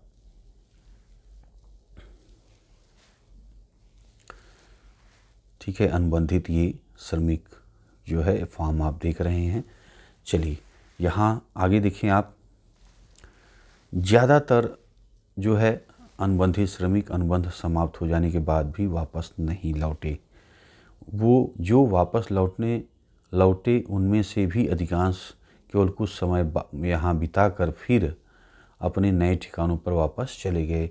इसी कारण इन देशों में भारतीय मूल के लोगों की संख्या बहुत ज़्यादा पाई जाती है। क्या आपने नोबेल पुरस्कार विजेता साहित्यकार V.S. नायपाल का नाम सुना है? आप में से कुछ लोगों ने वेस्ट इंडीज़ के खिलाड़ी शिव नारायण चंद्रपाल और राम नरेश सरवण का नाम भी सुना ही होगा। क्या आपको कभी ऐसा लगता है कि उनके नाम हम भारतीयों जैसे क्यों हैं? इसकी वजह यही है कि वे भारत से गए अनुबंधित मजदूरों के ही वंशज हैं। ठीक, तो अब आपको क्लियर हो गया होगा कि भाई ये भारत के नाम से इनके नाम क्यों मैच खा रहे हैं, है ना। तो यही देखिए मज़ा है एनसीईआरटी का, कितनी सारी जानकारी आपको मिल रही है। चलिए, 20वीं सदी की शुरुआती सालों से ही हमारे देश के राष्ट्रवादी नेता इस प्रथा का विरोध करने लगे थे। उनकी राय में यह बहुत अपमानजनक और क्रूर व्यवस्था थी। इसी दबाव के कारण 1921 में इसे खत्म कर दिया गया, लेकिन इसके बाद भी कई दशक तक भारतीय अनुबंधित मजदूरों के वंशज कैरिबियाई द्वीप समूह में बेचैन अल्पसंख्यकों का जीवन जीते रहे। वहाँ के लोग उन्हें कुली मानते थे और उनके साथ कुलियों जैसा बर्ताव करते थे। न्यायपाल के कुछ प्रारंभिक उपन्यासों में विक्षोभ और परायेपन के इस एहसास को खूब देखा जा सकता है।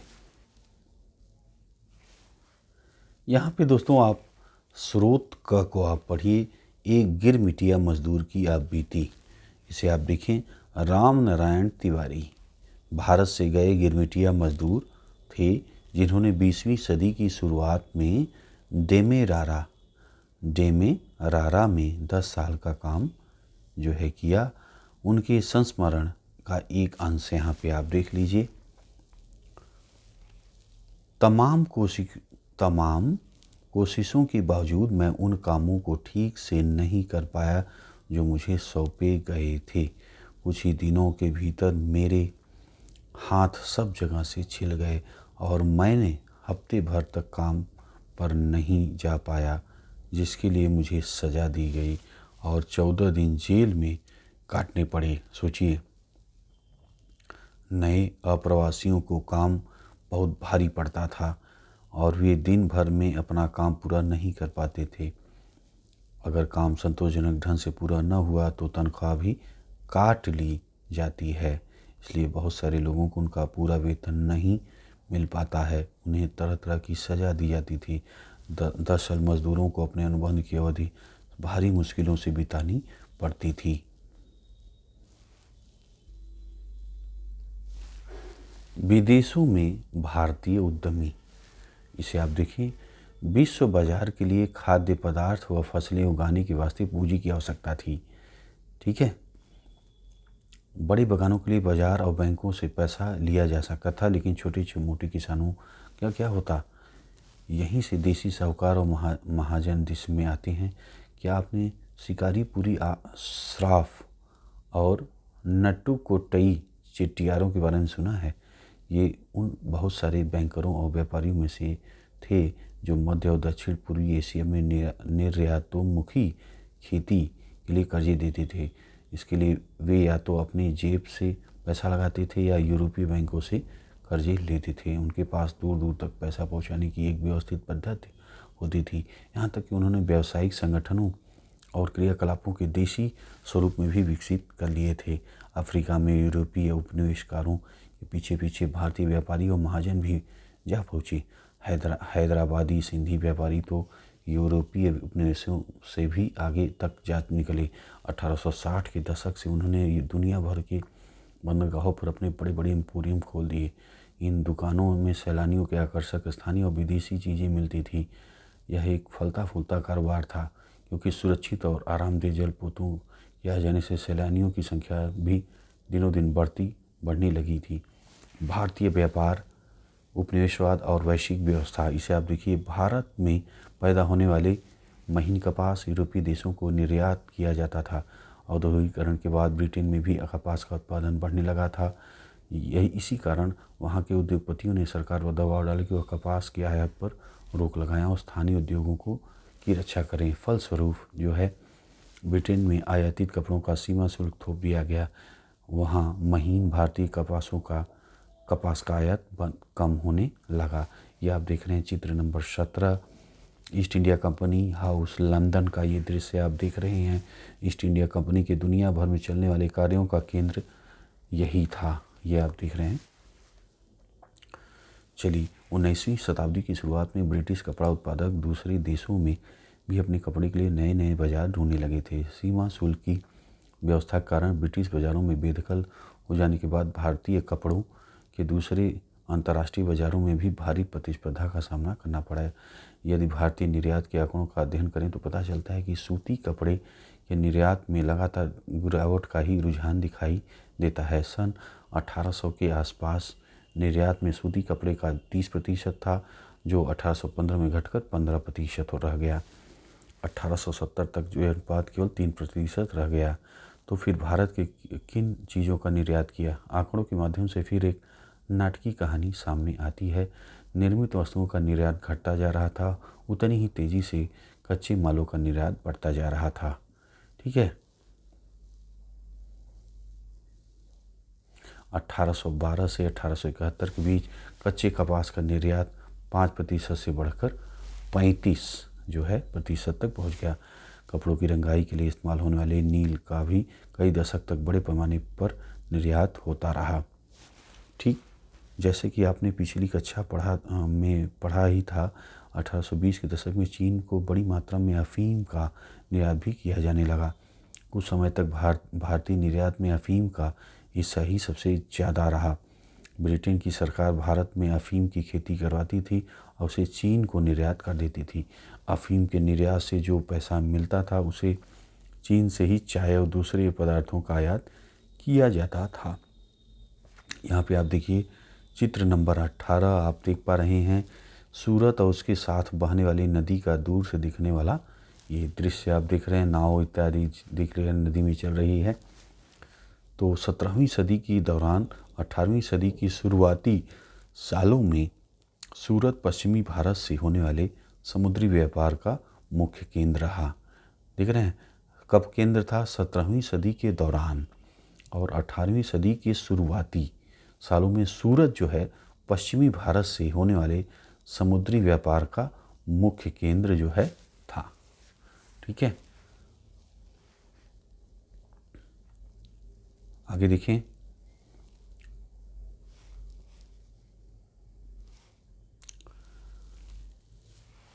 उन्नीसवीं शताब्दी में भारतीय बाजारों में ब्रिटिश औद्योगिक उत्पादों की बाढ़ सी आ गई थी। भारत में ब्रिटेन और शेष विश्व को भेजे जाने वाले खाद्यान्न और कच्चे मालों के निर्यात में इजाफा हुआ। ब्रिटेन में जो माल भारत भेजा जाता था उसकी कीमत भारत से ब्रिटेन भेजे जाने वाले माल की कीमत बहुत ज़्यादा होती थी।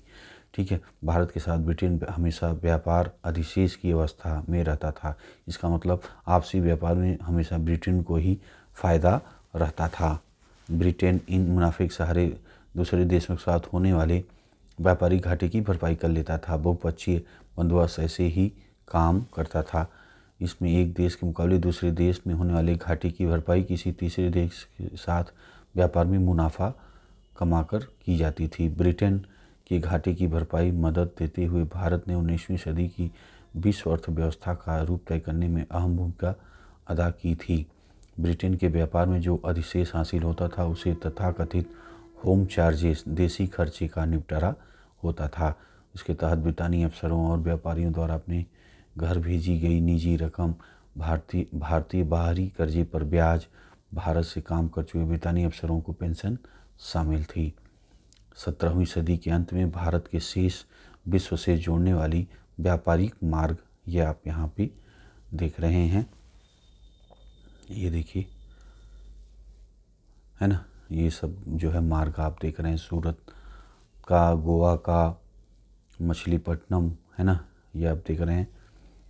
और यहाँ देखिए, यहाँ से आप मलक्का इत्यादि ये सब जोड़ रहे हैं। आप वीडियो रोक कर देख सकते हैं दोस्तों, है ना। चलिए अगला पॉइंट अब आ जाइए, महायुद्धों के बीच अर्थव्यवस्था। इसे आप समझें। पहला महायुद्ध मुख्य रूप से यूरोप में लड़ा गया, लेकिन उसके असर सारी दुनिया में महसूस किए गए। इस अध्याय में जिन चीज़ों पर विचार कर रहे हैं उनका दृष्टि से एक महत्वपूर्ण प्रभाव ये रहा कि इस युद्ध ने विश्व अर्थव्यवस्था को एक ऐसे संकट में ढकेल दिया जिसे उबरने में दुनिया के 3 दशक से भी ज़्यादा समय लग गया। इस दौरान पूरी दुनिया में चौतरफा आर्थिक और राजनीतिक अस्थिरता बनी रही। अंत में मानवता और एक और विनाशकारी महायुद्ध के नीचे कराहने लगी। ठीक है, युद्धकालीन रूपांतरण। अब इसे आप देखें, जैसा कि आप जानते हैं पहला विश्व युद्ध 2 खेमों के बीच लड़ा गया। एक पाले में मित्र राष्ट्र यानी ब्रिटेन, फ्रांस और रूस थे।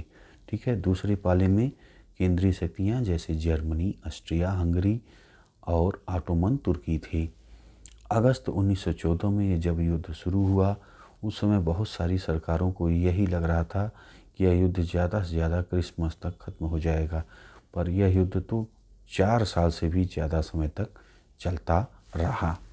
ठीक है, मानव सभ्यता के इतिहास में ऐसे भीषण युद्ध पहले कभी नहीं हुआ था। इस युद्ध में दुनिया के सबसे अगुआ औद्योगिक राष्ट्र एक दूसरे से जूझ रहे थे और शत्रुओं को नष्टाबूद करने के लिए अपने पास बेहिसाब आधुनिक औद्योगिक शक्ति इकट्ठा हो चुकी थी। यह पहला आधुनिक औद्योगिक युद्ध था। इस युद्ध में मशीन गनों, टैंकों, हवाई जहाज़ों, रासायनिक हथियारों का भयानक प्रयोग पैमाने पर इस्तेमाल किया गया। ये सभी चीज़ें आधुनिक विशाल उद्योगों की देन थी। युद्ध के लिए दुनिया भर से असंख्य सिपाहियों की भर्ती की जानी थी। उन्हें विशाल जलपोतों व रेलगाड़ियों में भरकर युद्ध के मोर्चे पर ले जाया जाना था। इस युद्ध ने मौत और विनाश जैसी विभीषिका रची। उसकी औद्योगिक युग से पहले औद्योगिक शक्ति के बिना कल्पना नहीं की जा सकती थी। युद्ध में 90 लाख से ज़्यादा लोग मारे गए, 2 करोड़ घायल हुए। मृतकों और घायलों में ज़्यादातर कामकाजी वर्ग के लोग थे। इस महाविनाश के कारण यूरोप में कामकाज के लायक लोगों की संख्या बहुत कम रह गई। परिवार के सदस्य घट जाने से युद्ध के बाद परिवारों की आय भी गिर गई। युद्ध संबंधी सामग्री का उत्पादन के लिए उद्योगों का पुनर्गठन किया गया। युद्ध की ज़रूरतों के मद्देनज़र पूरे समाज को बदल दिया गया। मर्द मोर्चे पर जाने लगे तो उन कामों को संभालने के लिए घर की औरतें को बाहर आना पड़ा, जिन्हें अब तक केवल मर्दों का ही काम माना जाता था। युद्ध के कारण दुनिया की कुछ सबसे शक्तिशाली आर्थिक ताकतों के बीच आर्थिक संबंध जो है टूट गए। अब ये देश एक दूसरे से बदला लेने पर उतारू थे। इस युद्ध के लिए ब्रिटेन और अमेरिकी बैंक अमेरिकी जनता से भारी कर्जा लेना पड़ा। फलस्वरूप इस युद्ध ने अमेरिका को कर्जदार के बजाय कर्जदाता देश बना दिया। कहने का से है कि युद्ध के बाद दूसरे देशों में अमेरिका और उसके नागरिकों की संपत्तियों की कीमत अमेरिका में दूसरे देशों की सरकारों या उन नागरिकों के स्वामित्व तथा नियंत्रण वाली संपदाओं से कहीं ज़्यादा हो चुकी थी। ठीक, यहाँ पे आप देखिए जो है एक चित्र। प्रथम विश्व युद्ध के दौरान एक हथियार फैक्ट्री पे काम करते मजदूरों को आप देख सकते हैं। युद्ध की ज़रूरतों को पूरा करने के लिए हथियारों के उत्पादन में तेज़ी से इजाफा हुआ, यह आप देख रहे हैं। चलिए अब आगे आप देखें युद्धोत्तर सुधार। अब इस पॉइंट को आप पढ़िए। देखिए, युद्ध के बाद आर्थिक स्थिति पटरी पर लाने का रास्ता काफ़ी मुश्किल साबित हुआ। ठीक है, युद्ध के बाद आर्थिक स्थिति को पटरी पर लाने का रास्ता काफ़ी मुश्किल जो है साबित हुआ। युद्ध से पहले ब्रिटेन दुनिया की सबसे बड़ी अर्थव्यवस्था था। युद्ध के बाद सबसे लंबा संकट उसे झेलना पड़ा। जिस समय ब्रिटेन युद्ध से जूझ रहा था उसी समय भारत और जापान में उद्योग विकसित होने लगे थे। युद्ध के बाद भारतीय बाजार में पहले वाली वर्चस्वशाली स्थिति प्राप्त करना ब्रिटेन के लिए बहुत मुश्किल हो गया था। अब उसे जापान से भी मुकाबला करना था। अलग युद्ध के खर्चे की भरपाई करने के लिए ब्रिटेन ने अमेरिका से जमकर कर्जे लिए। इसका परिणाम यह हुआ कि युद्ध खत्म होने तक ब्रिटेन भारी विदेशी कर्जों में दब चुका था। युद्ध के कारण आर्थिक उत्साह का माहौल पैदा हो गया, क्योंकि मांग, उत्पादन, रोजगारों में भारी इजाफा हुआ।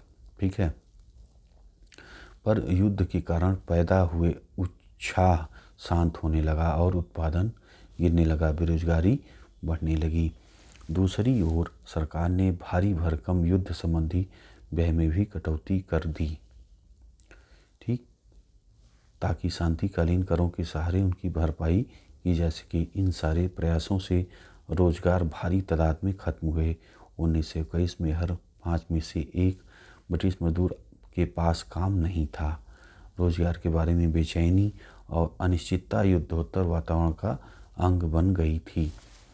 बहुत सारी कृषि आधारित अर्थव्यवस्थाएं भी संकट में थी। उदाहरण के लिए गेहूं उत्पादकों की हालत पर ही विचार कीजिए। युद्ध से पहले पूर्वी यूरोप विश्व बाजार में गेहूं की आपूर्ति वाला एक बड़ा केंद्र था। युद्ध के दौरान यह आपूर्ति अस्त व्यस्त हुई। कनाडा, अमेरिका, ऑस्ट्रेलिया में गेहूं की पैदावार अचानक बढ़ने लगी। लेकिन जैसे ही युद्ध समाप्त हुआ, पूर्वी यूरोप में गेहूं की पैदावार सुधरने लगी और विश्व बाजारों में गेहूं की अति हालात पैदा हो गई।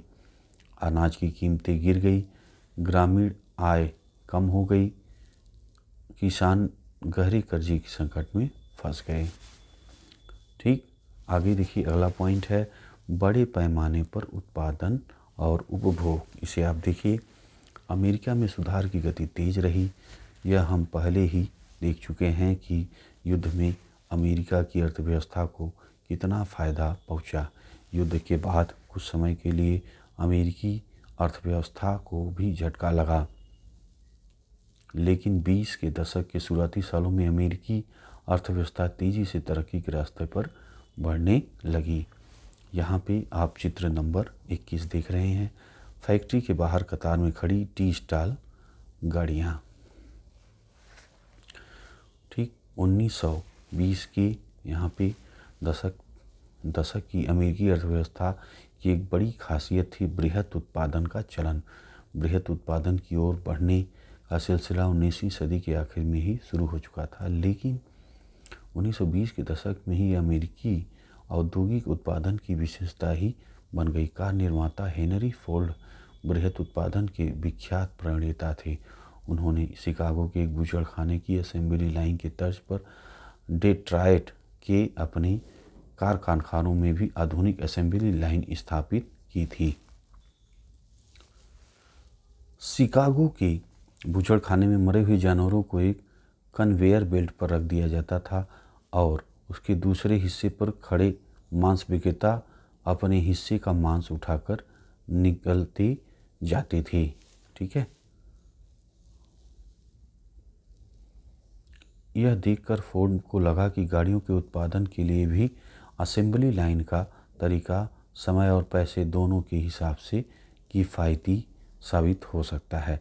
असेंबली लाइन पर मजदूरों को एक ही काम जैसे कार के किसी खास पुर्जे को ही लगाते रहना, मशीनी ढंग से बार बार करते रहना होता था। काम की रफ्तार इस बात से तय होती थी कि कन्वेयर बेल्ट किस रफ्तार से चलती है।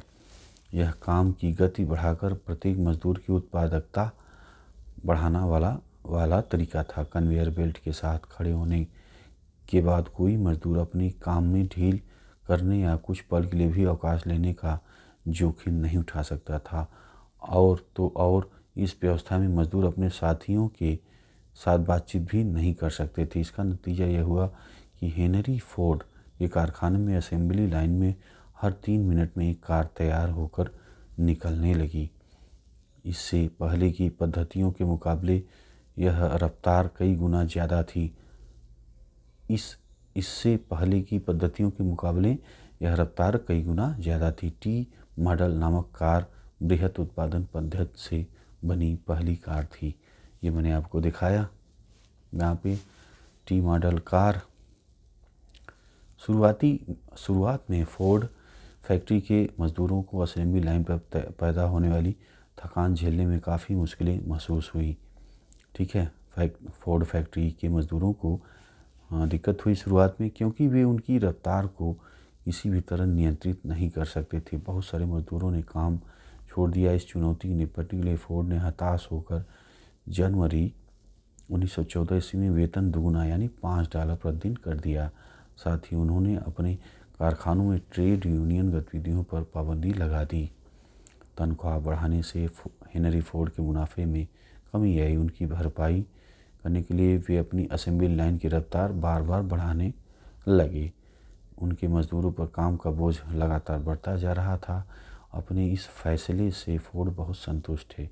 कुछ समय बाद उन्होंने कहा कि लागत कम करने के लिए अपनी ज़िंदगी में उन्होंने अच्छा फैसला कभी नहीं लिया। अपनी ज़िंदगी में उन्होंने इससे अच्छा फैसला कभी नहीं लिया। फोर्ड द्वारा अपनाई गई उत्पादन पद्धतियों को जल्दी ही पूरे अमेरिका में अपनाया गया। 20 के दशक में यूरोप में भी उनकी नकल की जाने लगी। बृहत उत्पादन पद्धति ने इंजीनियरिंग आधारित चीज़ों को लागत और कीमत में कमी ला दी। बेहतर वेतन चलते हुए बहुत सारे मजदूर भी कार जैसी टिकाऊ उपभोक्ता वस्तुएं खरीद सकते थे। 1919 ईस्वी में अमेरिका में 20 लाख कारों का उत्पादन होता था। 1929 में बढ़कर 50 लाख कार प्रतिवर्ष से भी ऊपर जा पहुंचा। इसके साथ बहुत सारे लोग fridge, washing machine, radio, gramophone player आदि भी खरीदने लगे। ये सब चीज़ें हायर परचेज व्यवस्था के तहत खरीदी जाती थी। ठीक, यानी लोग ये सारी चीज़ें कर्जे पर खरीदते थे। उनकी सब कीमत साप्ताहिक या मासिक किस्तों में चुकाई जाती थी। मकानों के निर्माण, निजी मकानों की संख्या में वृद्धि, फ्रिज, वॉशिंग मशीन आदि उपकरणों में इजाफा हुआ। उल्लेखनीय है कि घरों का निर्माण या खरीदारी में कर्जे पर ही की जा रही थी। 1920 के दशक में आवास एवं निर्माण क्षेत्र में आए उछाल से अमेरिकी संपन्नता का आधार पैदा हो चुका था। मकानों के निर्माण और घरेलू ज़रूरत की चीज़ों में निवेश से रोजगार और मांग बढ़ती थी। दूसरी ओर उपभोग भी बढ़ता था। बहुत बढ़ते उपभोग के लिए ज़्यादा निवेश की ज़रूरत थी, जिससे नए रोजगार और आमदनी में वृद्धि होने लगी थी। 1923 में अमेरिका शेष विश्व से को पूंजी निर्यात दोबारा करने लगा। वह दुनिया में सबसे बड़ा कर्जदाता देश बन गया। अमेरिका द्वारा आयात और पूंजी निर्यात ने यूरोपीय अर्थव्यवस्थाओं को भी संकट से उबरने में मदद दी। अगले 6 साल में विश्व व्यापार और आय वृद्धि दर काफ़ी सुधार आया, लेकिन यह स्थिति लंबे समय तक कायम नहीं रह पाई। 1929 तक आते दुनिया भर में ऐसे आर्थिक संकट फंस गए दुनिया ने पहले कभी अनुभव नहीं किया। यहाँ पे आगे देखें आप, महामंदी। अगला पॉइंट, आर्थिक महामंदी की शुरुआत 1929 से हुई और यह संकट 30 के दशक के मध्य तक बना रहा। इस दौरान दुनिया के ज़्यादातर हिस्सों के उत्पादन, रोजगार, आय, व्यापार में भयानक गिरावट दर्ज की गई। इस मंदी का समय और असर सब देशों पर एक जैसा नहीं था। आमतौर पर ऐसा माना जा सकता है कि कृषि क्षेत्रों समुदायों पर इसका सबसे बुरा असर पड़ा। ऐसा इसलिए हुआ क्योंकि औद्योगिक उत्पादों की तुलना में खेतिहर उत्पादों की कीमतों में ज़्यादा भारी और ज़्यादा समय तक कमी बनी रही। इस महामंदी के कई कारण थे। यह हम पहले ही देख चुके हैं कि युद्धोत्तर विश्व अर्थव्यवस्था कितनी कमज़ोर थी। पहला कारण यह था कि कृषि क्षेत्र में अति उत्पादन की समस्या बनी हुई थी। कृषि उत्पादों की गिरती कीमतों के कारण स्थिति और ख़राब हो गई। कीमतें गिरी, किसानों की आय घटने लगी। आमदनी बढ़ाने के लिए किसान उत्पादन बढ़ाने का प्रयास करने लगे ताकि कम कीमत पर ही सही ज़्यादा माल पैदा करके वे अपना आय स्तर बनाए रख सकें। फलस्वरूप देखिए, बाजार में कृषि उत्पाद और आमद में भी बढ़ गई। ठीक है, जाहिर है अब कीमतें और नीचे चली गई। खरीदारों के अभाव में कृषि उपज पड़ी सड़ने लगी। तो ये है दूसरा कारण। चर्चा करने से पहले आप लोग थोड़ा सा, यहाँ एक चित्र है उसे देखिए। ये चित्र नंबर 22 आप देख रहे हैं। यहाँ पे महामंदी के दौरान एक अप्रवासी खेत मजदूर बेघर और भूखा परिवार 1936 में आप देख पा रहे हैं परिवार को। ठीक है, यह चित्र लेने वाली डोरोथी लेग ने इस भूखी माँ के साथ अपनी मुलाकात की क्षणों को याद करते हुए बहुत साल बाद कहा था। ये देखिए,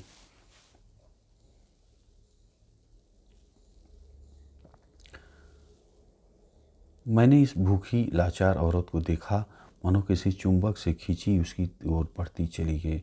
मैंने न तो उसका नाम पूछा, न उसके अतीत के बारे में सवाल किया। उसने मुझे अपनी उम्र बताई। उसने कहा उसकी उम्र 35 साल है। उसने कहा कि वे लोग यानी माँ, उसके साथ बच्चे आसपास के खेतों में जाड़ों में जमी सब्जियों और परिंदों के सहारे जिंदा है, जिन्हें उसके बच्चे मार लाते हैं। वो वहाँ बैठी थी, अपने बच्चों को चिपटाए। शायद उसे लगता था कि मेरी तस्वीर उसकी कोई मदद कर सकती है, इसलिए उसने मेरी मदद कर दी।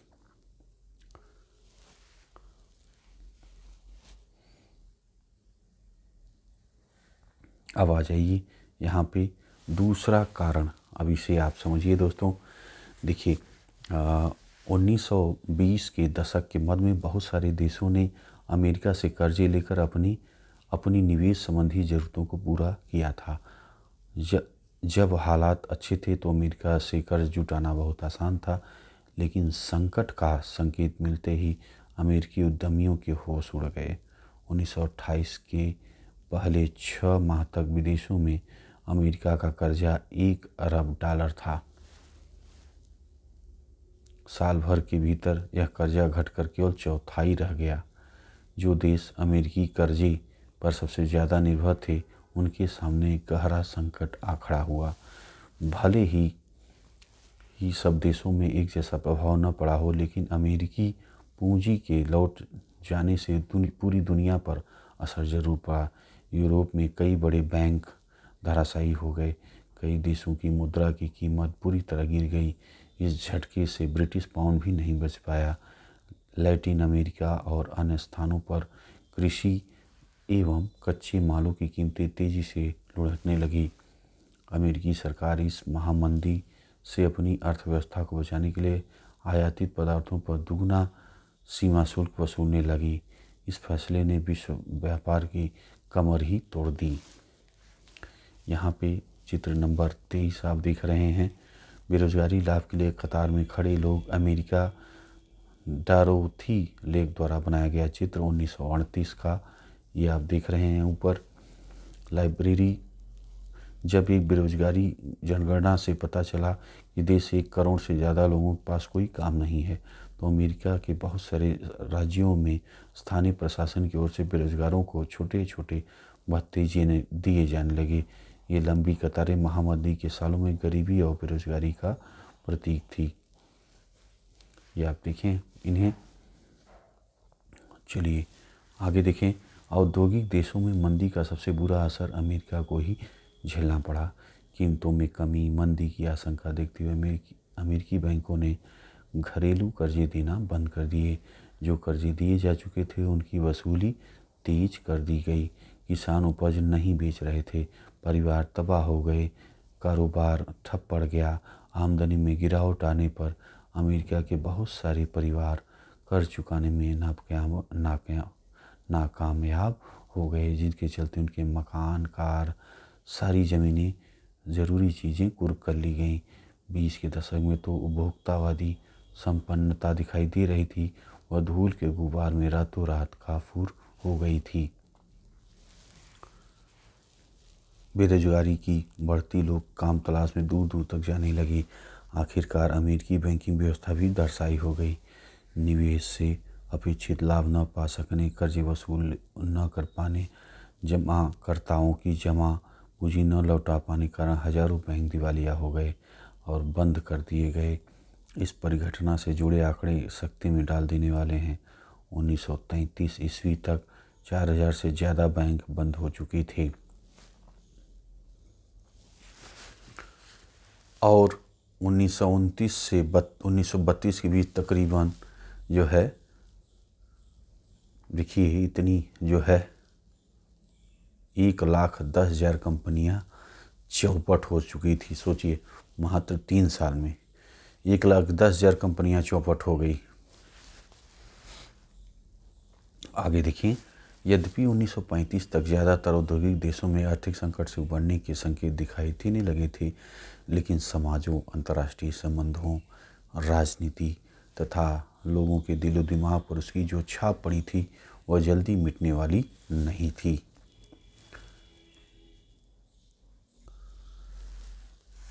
चलिए अब आ जाइए, अगला पॉइंट पढ़ें, भारत और महामंदी। यदि हम इस बात पर ध्यान दें कि महामंदी से भारत पर क्या असर पड़ा, तो इस बात को अच्छी तरह समझ सकते हैं कि 20वीं सदी की शुरुआत तक वैश्विक अर्थव्यवस्था कितनी एकीकृत हो चुकी थी। दुनिया के एक हिस्से में पैदा होने वाले संकट की कपकपाहट बाकी हिस्सों तक भी पहुंच जाती थी। ठीक है, यदि हम इस बात पर ध्यान दें कि महामंदी से भारत पर क्या असर पड़ा, तो इस बात को अच्छी तरह समझ सकते हैं कि 20वीं सदी की शुरुआत तक वैश्विक अर्थव्यवस्था कितनी एकीकृत हो चुकी थी। दुनिया के एक हिस्से में पैदा होने वाले संकट की कपकपाहट बाकी हिस्सों तक भी पहुंच गई थी। ठीक है, और दुनिया भर के लोगों की ज़िंदगी, अर्थव्यवस्थाएं और समाज प्रभावित होते थे। जैसा कि आप पीछे देख चुके हैं, औपनिवेशिक भारत कृषि वस्तुओं का निर्यात और तैयार मालों का आयातक बन चुका था। ठीक है,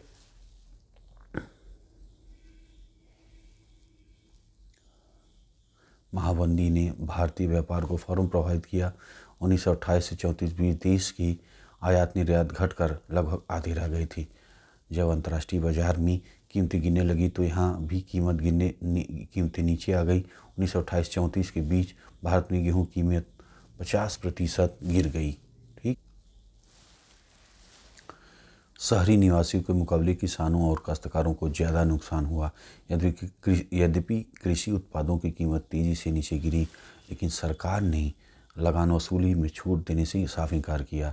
सबसे बुरी मार उन काश्तकारों पर पड़ी जो विश्व बाजार के लिए उपज पैदा करते थे। बंगाल के जूट या पटसन उत्पादकों को देखिए, वे कच्चा पटसन उगाते थे जिससे कारखानों में टाट की बोरियां बनाई जाती थी। टाट का निर्यात बंद हो गया। कच्चे पटसन की कीमतों में 60% से भी ज़्यादा गिरावट आ गई। जिन काश्तकारों ने दिन फिरने की उम्मीद थी या बेहतर आमदनी के लिए उपज बढ़ाने वास्ते कर्ज लिए थे, उनकी हालत भी उपज का सही मोल न मिलने के कारण खराब थी। जो दिनों दिन कर्ज डूबते जा रहे थे।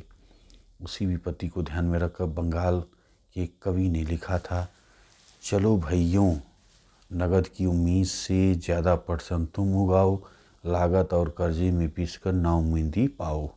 सारी पूंजी लगा फंसा कर फसल खड़ी कर जाओ, घर पर बैठे बनिए देंगे 5 रुपए मन भाव। देखना,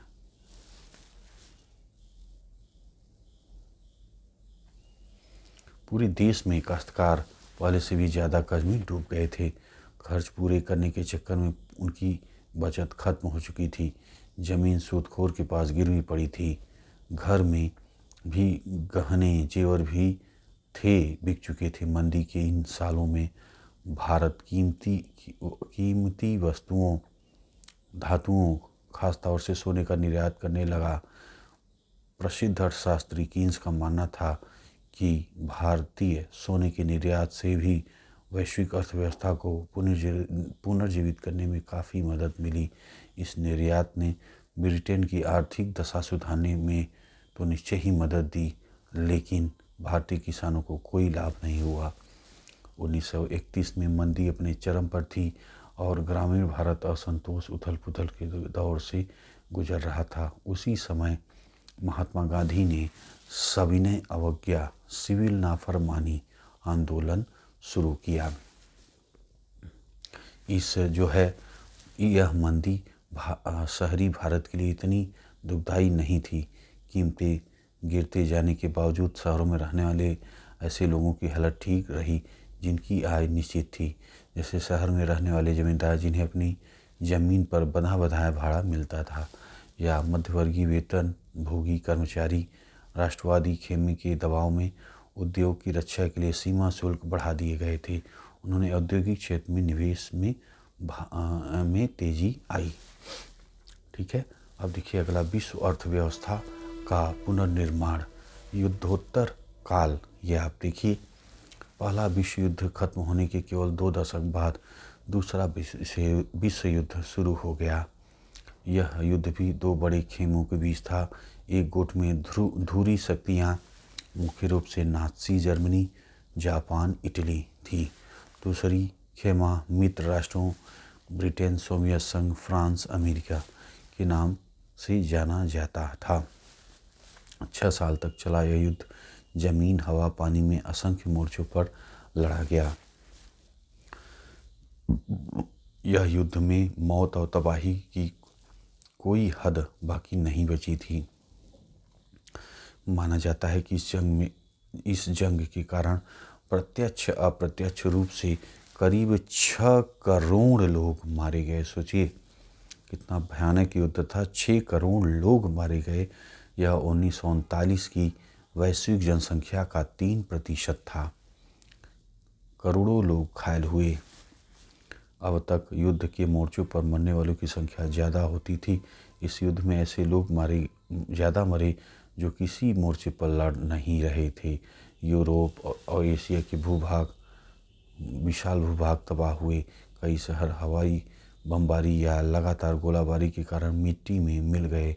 इस युद्ध ने बेहिसाब आर्थिक और सामाजिक तबाही को जन्म दिया। ऐसे हालात पुनर्निर्माण का काम कठिन और लंबा होने वाला था। ठीक है, यहाँ पे आप देखिए चित्र नंबर 24 आप देख रहे हैं। रूस पर हमला करती जर्मन टुकड़ियों को आप देख रहे हैं। जुलाई 1941 का समय है।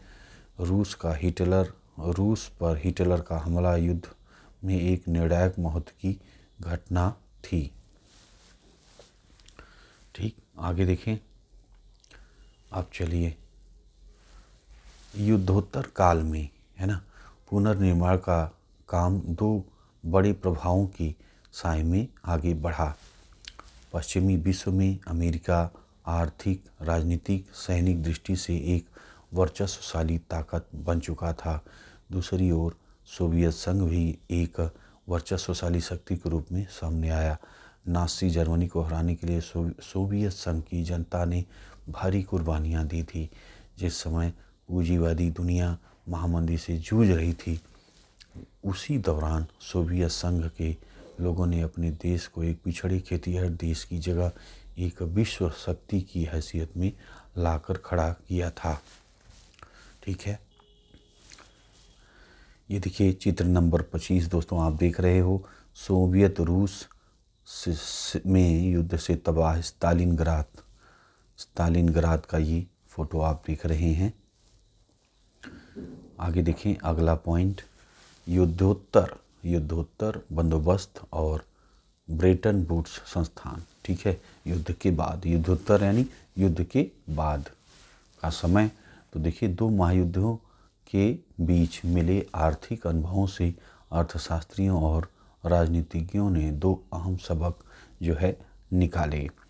पहला, बृहत उत्पादन पर आधारित किसी औद्योगिक समाज को व्यापक उपयोग के बिना कायम नहीं किया जा सकता। क्या निकाले हैं? पहला देखिए, बृहत उत्पादन पर आधारित किसी औद्योगिक समाज को व्यापक उपभोग के बिना कायम नहीं रखा जा सकता। लेकिन व्यापक उपभोग को बनाए रखने के लिए आवश्यक था कि आमदनी काफ़ी ज़्यादा और स्थिर हो। यदि रोजगार अस्थिर होंगे तो आय स्थिर नहीं हो सकती। ठीक है, स्थिर आय के लिए पूर्ण रोजगार भी जरूरी था, लेकिन बाजार पूर्ण रोजगार की गारंटी नहीं दे सकता। कीमत, उपज और रोजगार में आने वाले उतार चढ़ाव को नियंत्रित करने के लिए सरकार का दखल जरूरी था। आर्थिक स्थिरता केवल सरकारी हस्तक्षेप के जरिए ही सुनिश्चित की जा सकती थी। दूसरा सबक बाहरी दुनिया के साथ आर्थिक संबंधों के बारे में था। पूर्ण रोजगार का लक्ष्य केवल तभी हासिल किया जा सकता है जब सरकार के पास वस्तुओं, पूंजी, श्रम, आवाजाही की नियंत्रित करने की ताकत उपलब्ध हो। संक्षेप में युद्धोत्तर अंतर्राष्ट्रीय आर्थिक व्यवस्था का मुख्य उद्देश्य यह था कि औद्योगिक विश्व में आर्थिक स्थिरता एवं पूर्ण रोजगार बनाए रखा जाए। इस फ्रेमवर्क का जुलाई 1944 ईस्वी में अमेरिकी स्थित न्यू हैम्पशर के ब्रेटन वुड्स नामक एक संस्थान पर संयुक्त राष्ट्र मौद्रिक वित्तीय सम्मेलन में सहमति बनी थी। यहाँ पे आप देख रहे हैं चित्र नंबर 26, ब्रेटन वुड्स अमेरिका स्थित माउंट वशिंगटन होटल, यह आप देख पा रहे हैं, यही वो स्थान है जहाँ ब्रेटन वुड्स का ऐतिहासिक सम्मेलन आयोजित किया गया था। सदस्य, यहाँ पे आप आ जाइए, सदस्य देशों के विदेश व्यापार में लाभ और घाटे के निपटने के लिए ब्रेटन वुड्स सम्मेलन में ही अंतर्राष्ट्रीय मुद्रा कोष IMF की स्थापना की गई।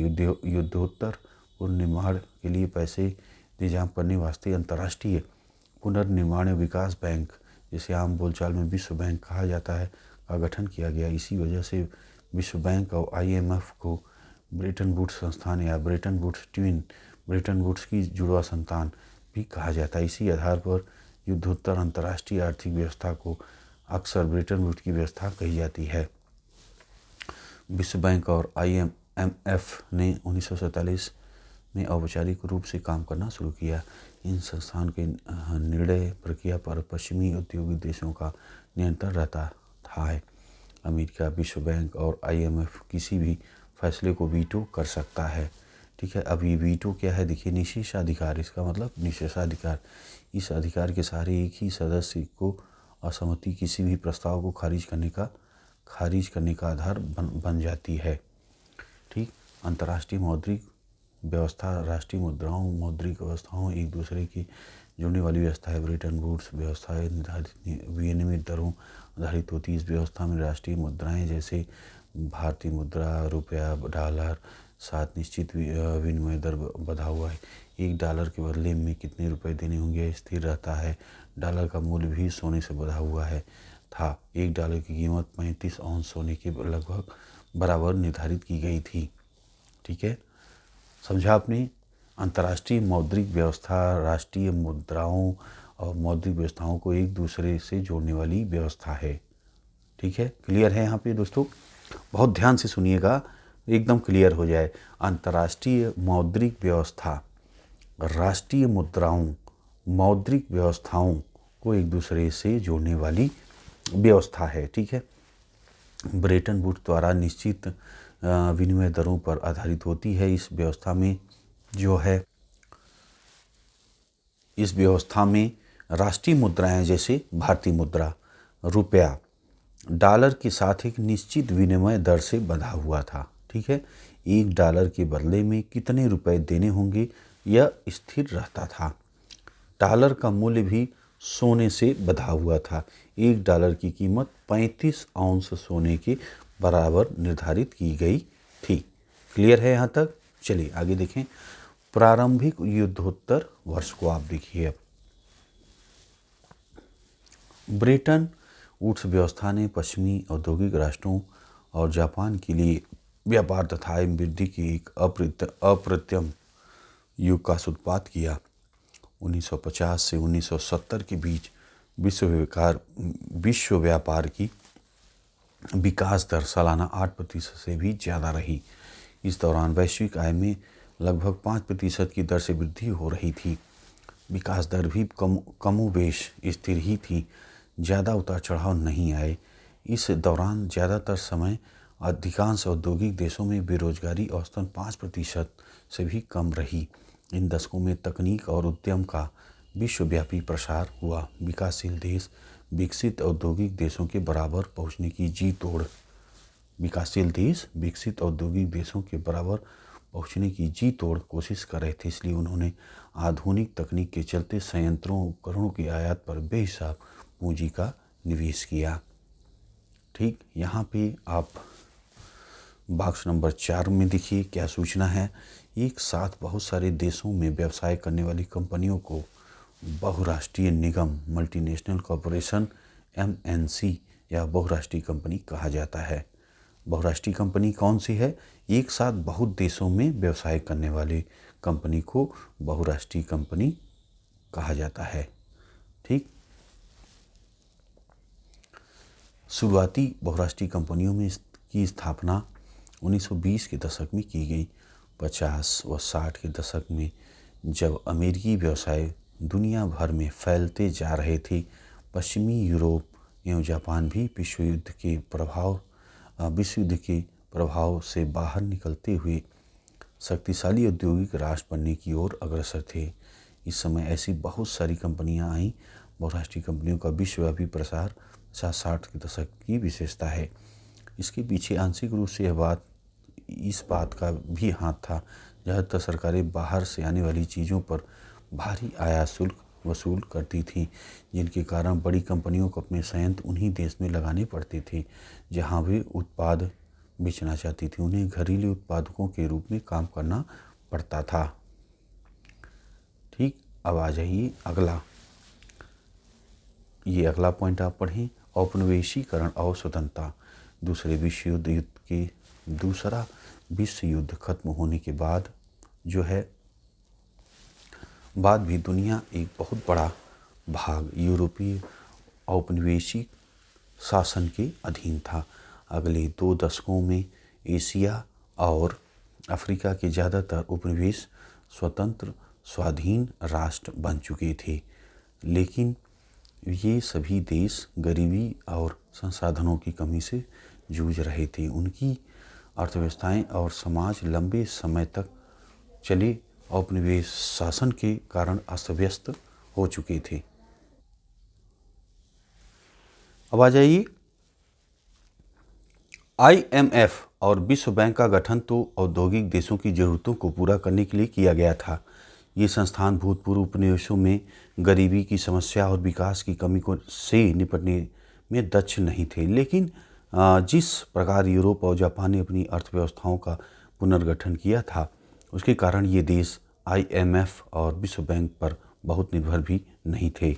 ठीक है, इसी कारण 50 और के दशक के आखिरी सालों में आकर ब्रेटन वुड्स संस्थान विकासशील देशों पर भी पहले से ज़्यादा ध्यान देने लगे। दुनिया के अल्प विकसित भाग उपनिवेशों के रूप में पश्चिमी साम्राज्यों के अधीन रहे थे।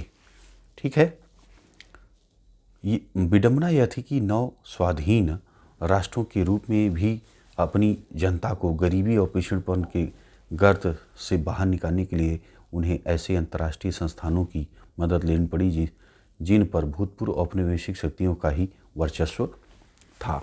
ठीक है, औपनिवेशीकरण की बहुत साल बीत जाने के बाद भी बहुत सारे नवस्वाधीन राष्ट्रों की अर्थव्यवस्थाओं पर भूतपूर्व औपनिवेशिक शक्तियों का ही नियंत्रण बना हुआ था। ठीक है, जो देश ब्रिटेन और फ्रांस के उपनिवेश रह चुके थे या जहां कभी उनका राजनीतिक प्रभुत्व रह चुका था, वहां महत्वपूर्ण संसाधनों जैसे खनिज संपदा और ज़मीन पर भी ब्रिटिश फ्रांसीसी कंपनियों का ही नियंत्रण था, और वे इस नियंत्रण को छोड़ने के लिए किसी की भी कीमत पर तैयार नहीं थे। कई बार अमेरिका जैसे अन्य शक्तिशाली देशों की बहुराष्ट्रीय कंपनियां भी विकासशील देशों की प्राकृतिक संसाधनों का बहुत कम कीमत पर दोहन करने लगती थी। दूसरी ओर ज़्यादातर विकासशील देशों को 50 और 60 के दशक में पश्चिमी अर्थव्यवस्थाओं की तेज प्रगति से कोई लाभ नहीं हुआ।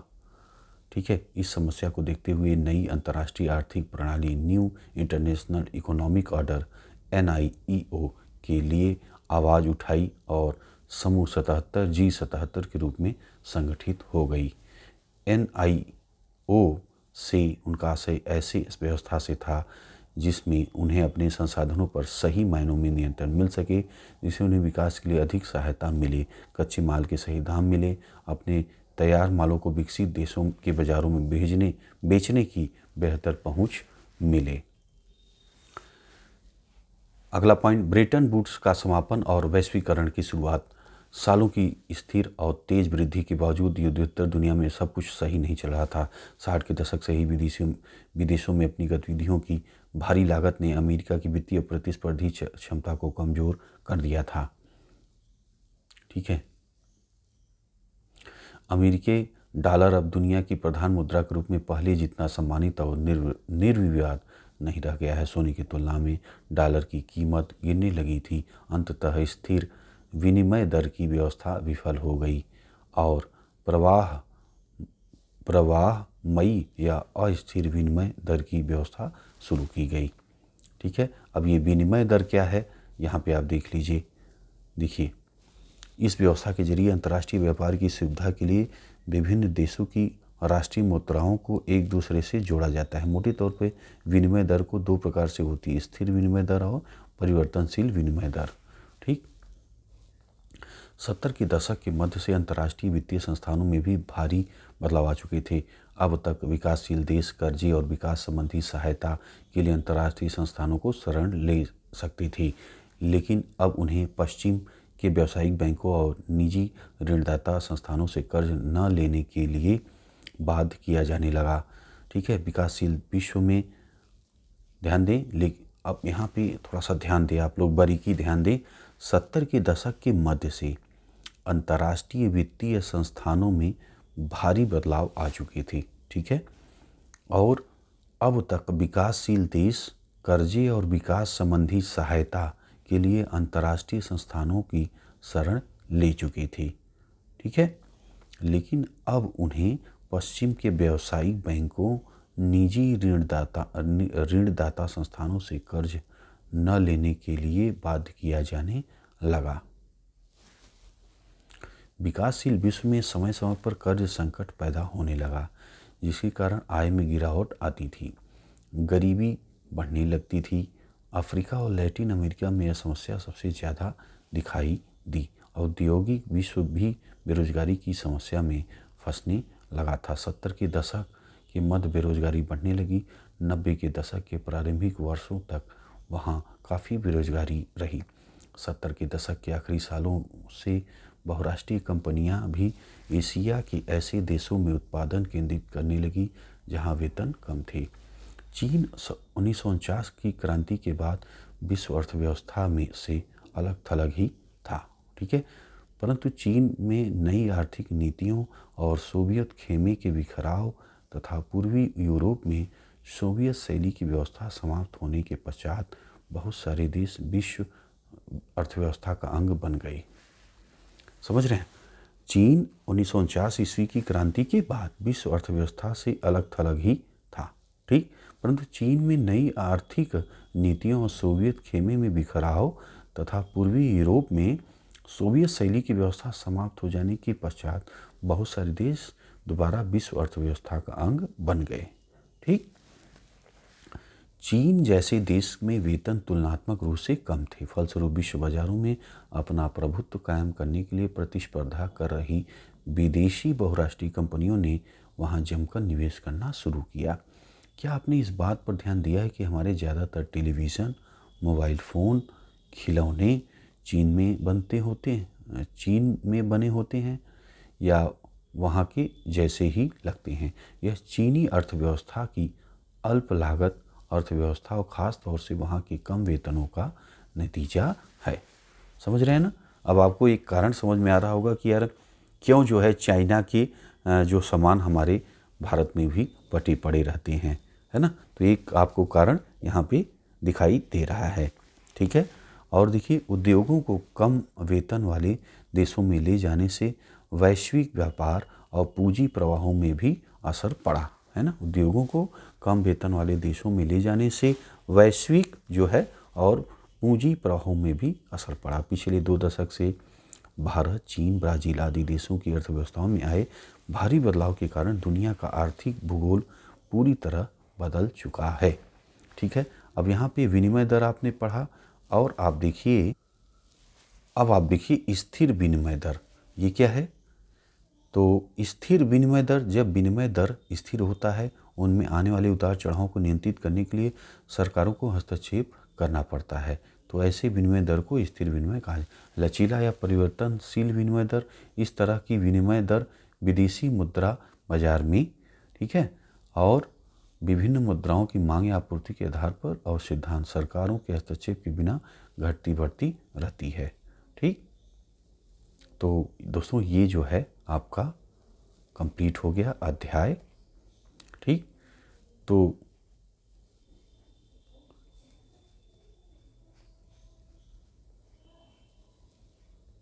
आज आपने पढ़ा क्लास 10 का एनसीईआरटी हिस्ट्री अध्याय 3। ठीक। तो दोस्तों कैसा लगा आपको ये वीडियो?